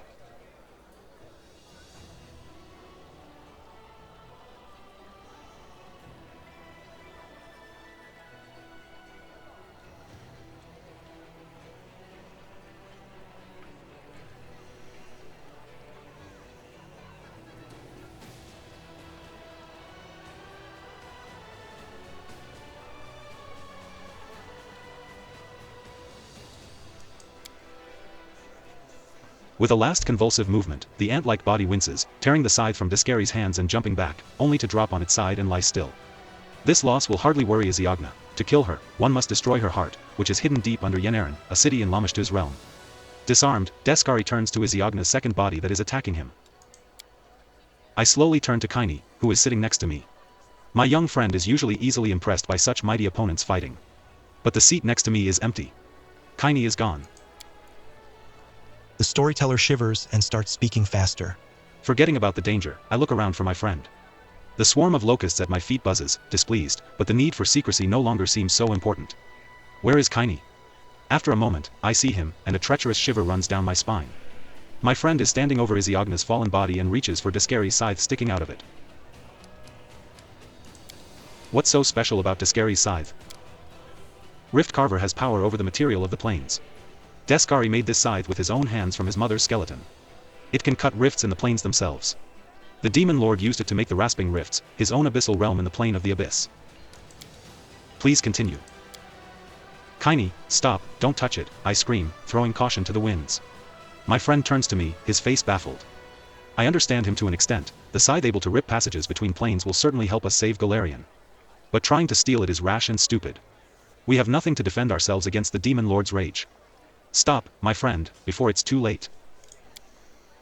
Out of the corner of my eye, I see Deskari lift another Isiagna's body and tear it to pieces with his bare hands. But I don't hear his howl of victory. The demon lord throws away the still body of his enemy and turns to us. The swarm of insects is biting my feet. Locusts cover my eyes, hitting me in the face, trying to get inside my nose, mouth, and ears. Nevertheless, I get to it first. I grab the giant scythe and swing it awkwardly in the air. Rift Carver is so heavy my hands instantly cramp. I have no idea how I managed to lift it at all. I drop the scythe on the ground, but the damage has been done. Right in front of me there is a small rift, a wound in space. The smell of Alishanira's sewage comes out of it, a wonderful smell that brings me hope for salvation. I grab Kaini's sleeve and dive into the rift only a moment before Deskari's claws cut the air where we just stood. The storyteller catches his breath and wipes the sweat from his forehead. I angered a demon lord and my life was hanging by a thread. I'd never have thought that something like that could happen in my life. The storyteller shakes his head distrustfully. How many dark sides of my past will I have to find? I'm starting to fear what I might see in the next pages of my notebook. My feet are covered by a crawling carpet of locusts. A few insects got under my clothes, under my shirt, down my back, in my pants. They are crawling all over me, tickling my skin with their little legs. They will not attack until they recognize me as a stranger. Protective spells are guarding me, allowing me to deceive the pestilent denizens of the rasping rifts. I keep very still. I am but an observer. The blind elf whispers something under his breath. Hearing your steps, he turns to you slowly. Greetings, Rollander Moktige. Have you brought me a new story? I wish you interesting adventures. The blind elf. I wish you interesting adventures.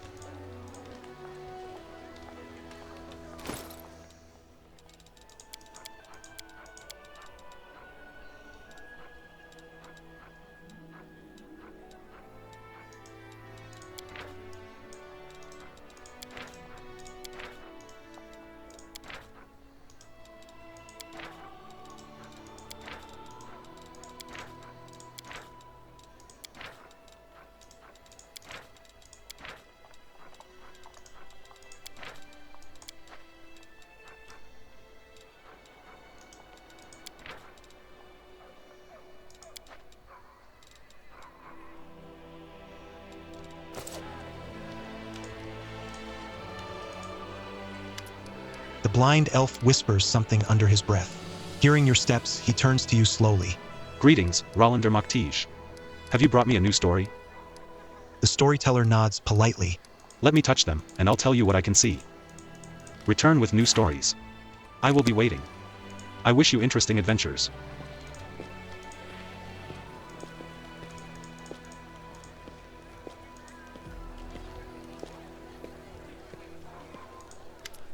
Woljif gives you a friendly wave. Hey, Chief. Wanna talk? Woljif shrugs. Whatever, you're free to do as you please.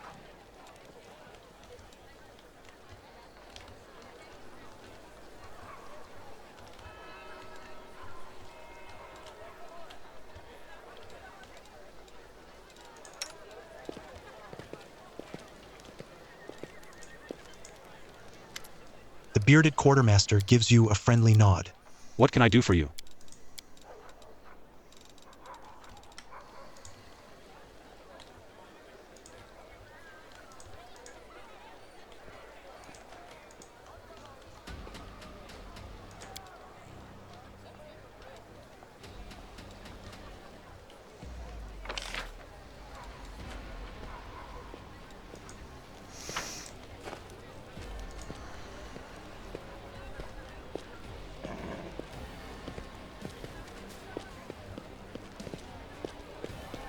Okay, let's go to a wishlist stream and then we end this episode.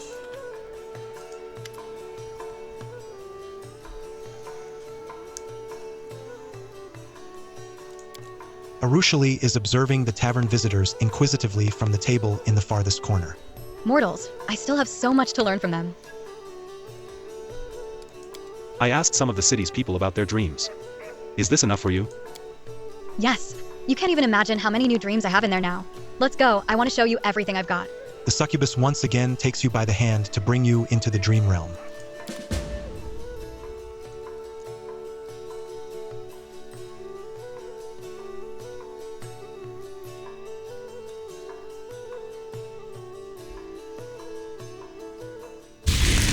Arushali's dream is no longer empty. You arrive to discover an avalanche of voices, scents, and images. The smell of Anivia's fresh bread intertwines with the stench of the Templar's fresh blood from her wife's dream. The bells and harp strings produce the sweet melodies the one-eyed devil wished for. The storyteller's luxurious bed makes your eyelids heavy, and the trimmed lawn on which it stands would have filled Arsino's heart with utter joy. Do you see how many different things are in here? Now I too can dream like any mortal.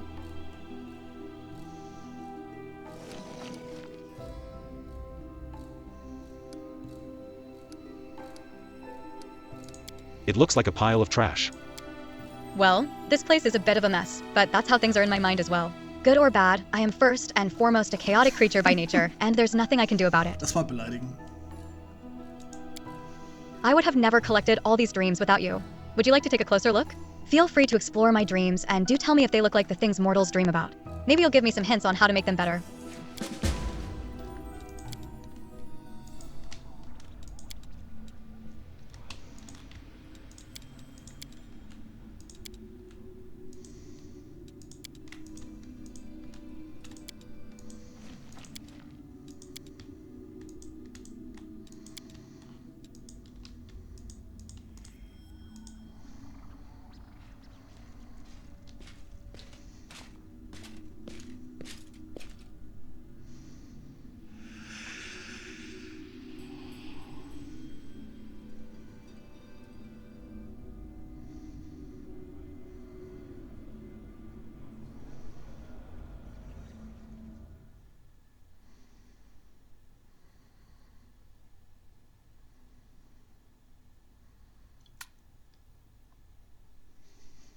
Ah, that didn't go well.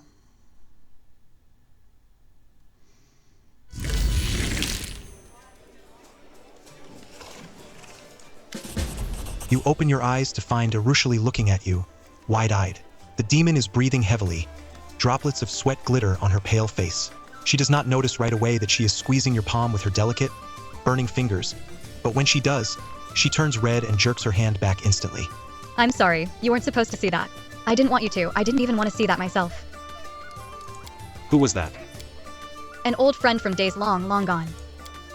That shadow, I wanted to erase him from my memory once and for all. That nickname he gave me, Venomous Butterfly, was the last thing I ever wanted to hear again. I tried to forget about all that, and I almost succeeded, but now he's haunting my newfound dreams. Why? Everything was going so well. Arushali shakes her head. This must be what mortals call nightmares, right? I guess this is another confirmation that I'm now fully exploring the dream world, but will I be brave enough to enter it again, knowing that he is waiting for me there? There are so many things I still have to learn. Mortals usually find ways to deal with their nightmares, and so will I. Thank you for your help, and I'm sorry that you had to watch that awful spectacle unfold. The succubus gets to her feet. Now, please excuse me. I need some time alone to think about everything I've just seen. And there she goes. Well, concludes that.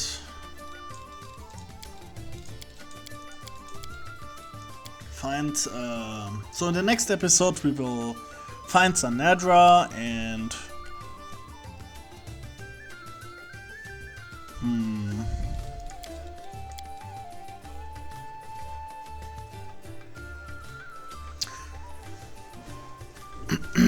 make a decision about Kaylessa's final request. Yeah, the next episode might be a short one. Because after that we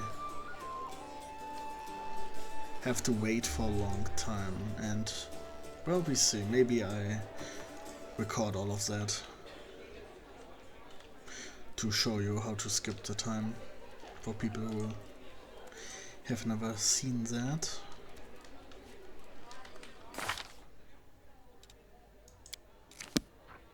Okay, let's level up the mythics. Cleaving Shot, Master Shapeshifter.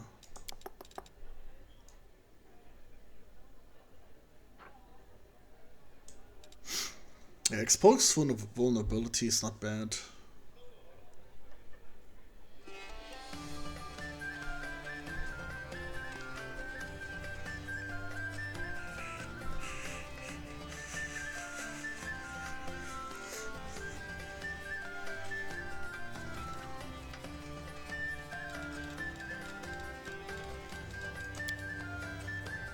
Bigger they are is also decent.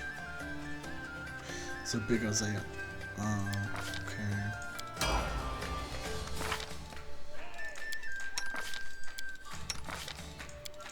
He has a horse. He is a gendarme.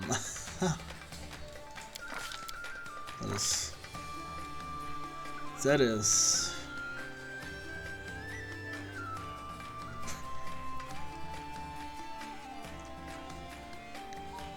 interesting thing I did here.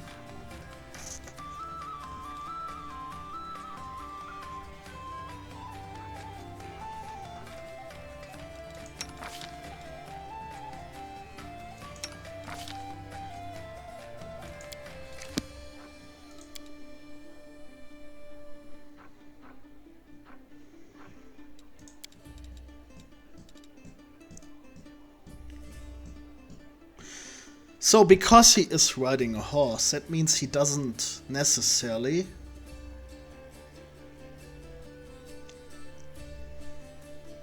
need armor class, but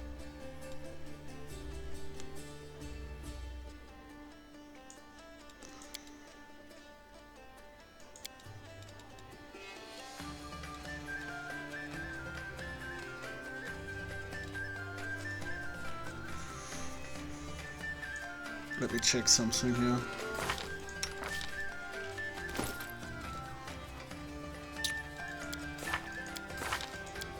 What did I take for you?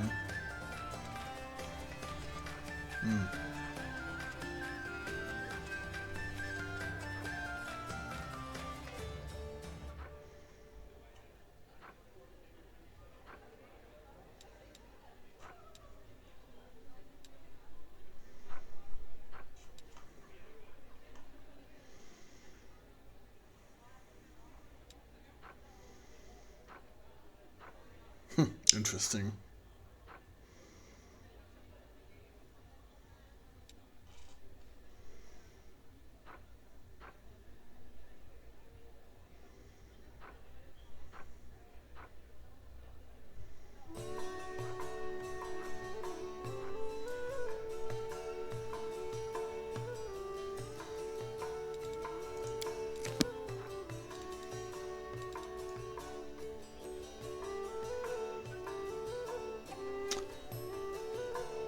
What do I take on him?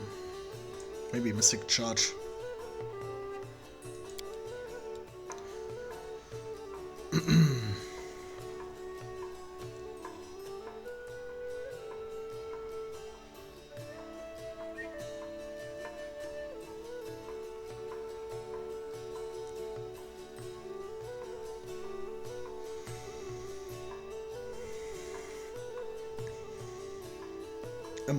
A morale bonus, Mystic Banner, morale bonus to AC, huh?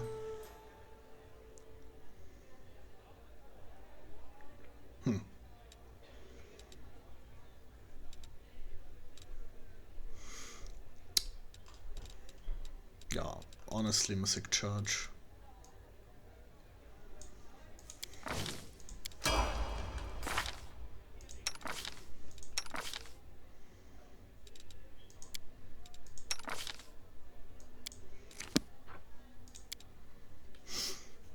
Glaive.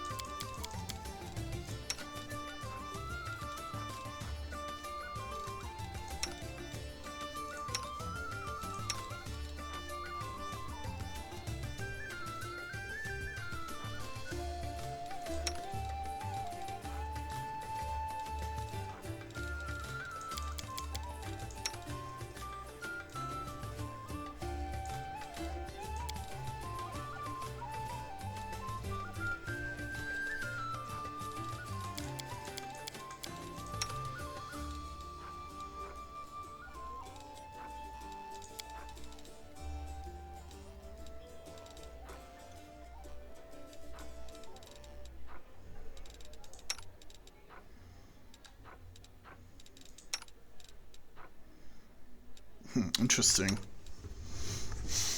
Voljev,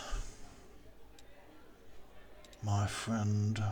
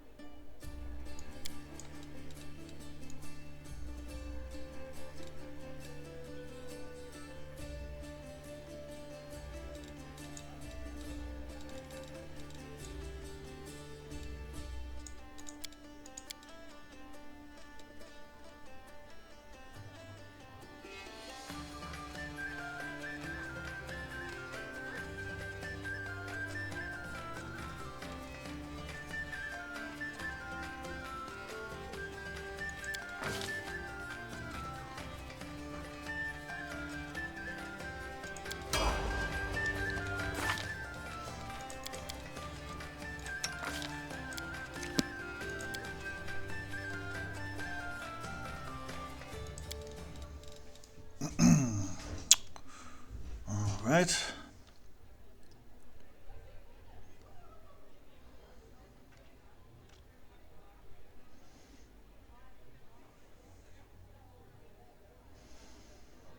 For Sir Ulbrich.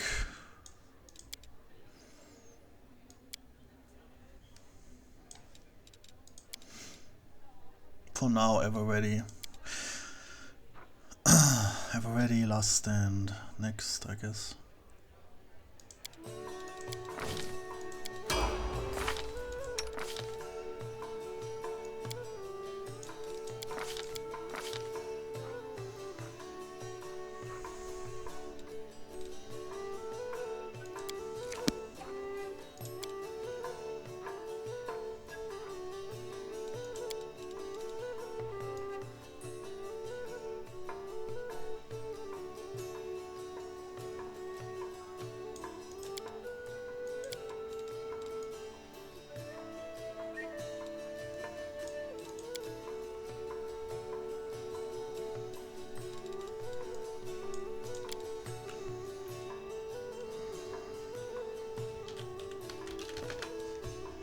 Let's give Social Domain Zealot, which is making the domain spells a swift action. Kinda nice for him.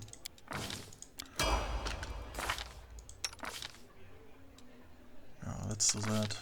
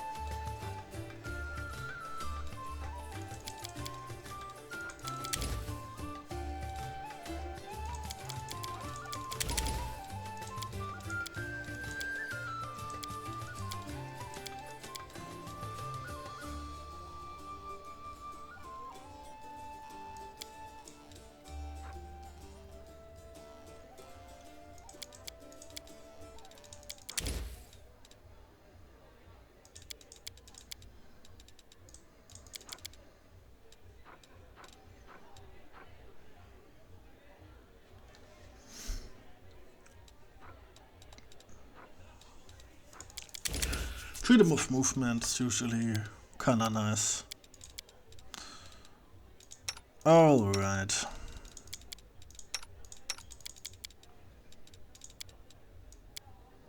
Yeah.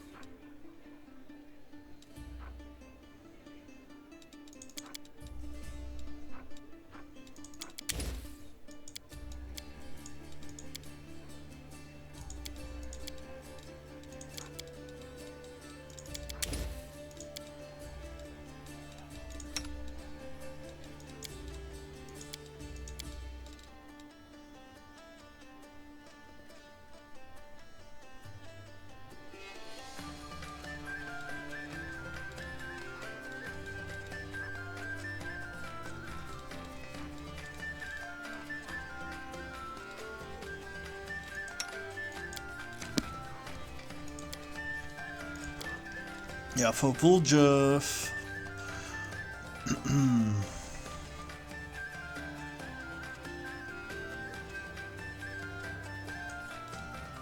I wonder.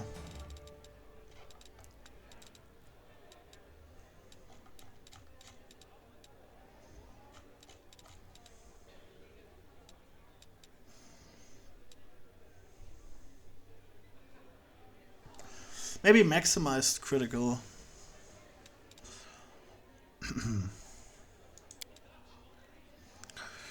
For example, if you score a critical hit with a longsword, 1d8 times 2, treat the sword damage dice as if you had rolled 8 both times. That's pretty good. Because he's using daggers.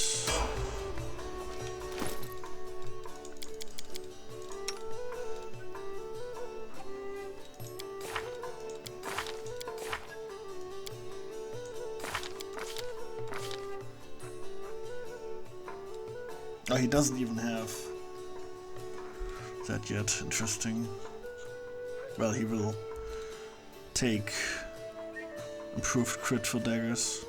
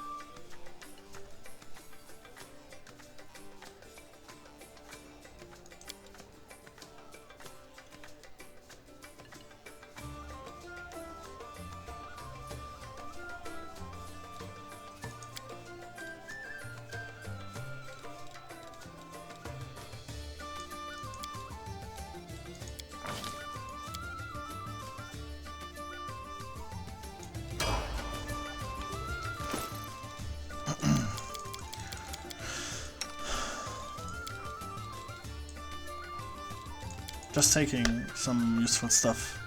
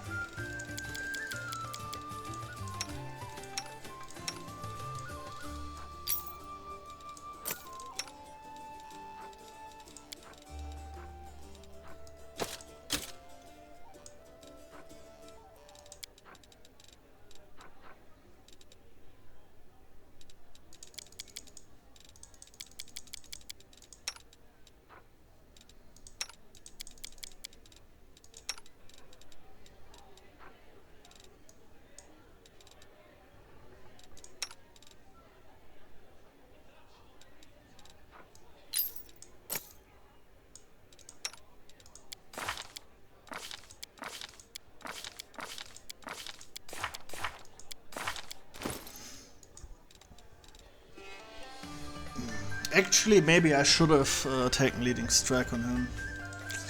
Grr. Yeah.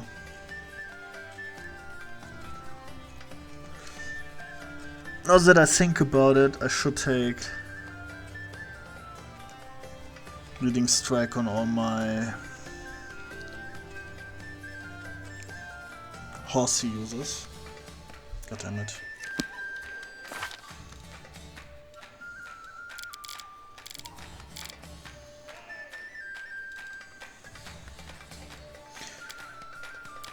But it's fine. Vuljev has a good run.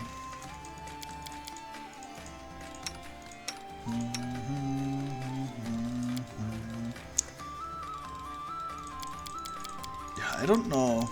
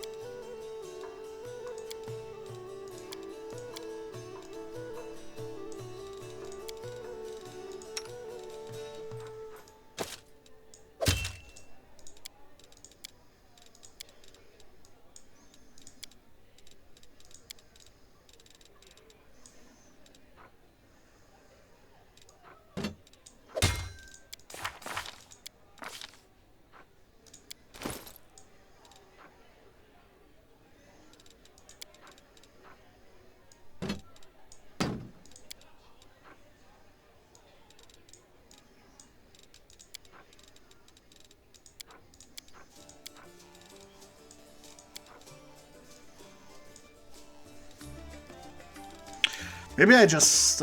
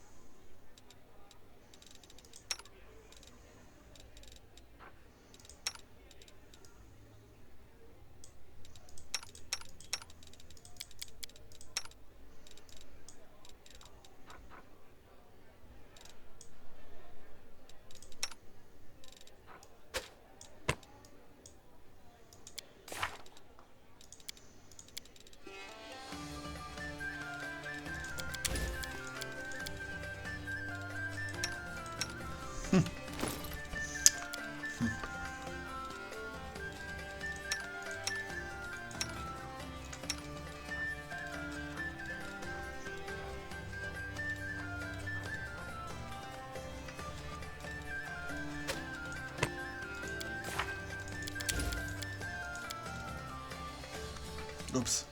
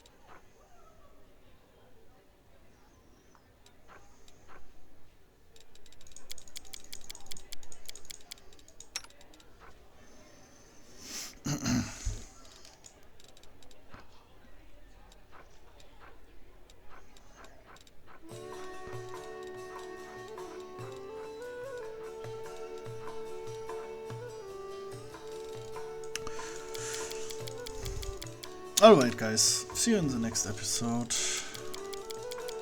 Don't forget to like and subscribe. And yeah, we will continue this.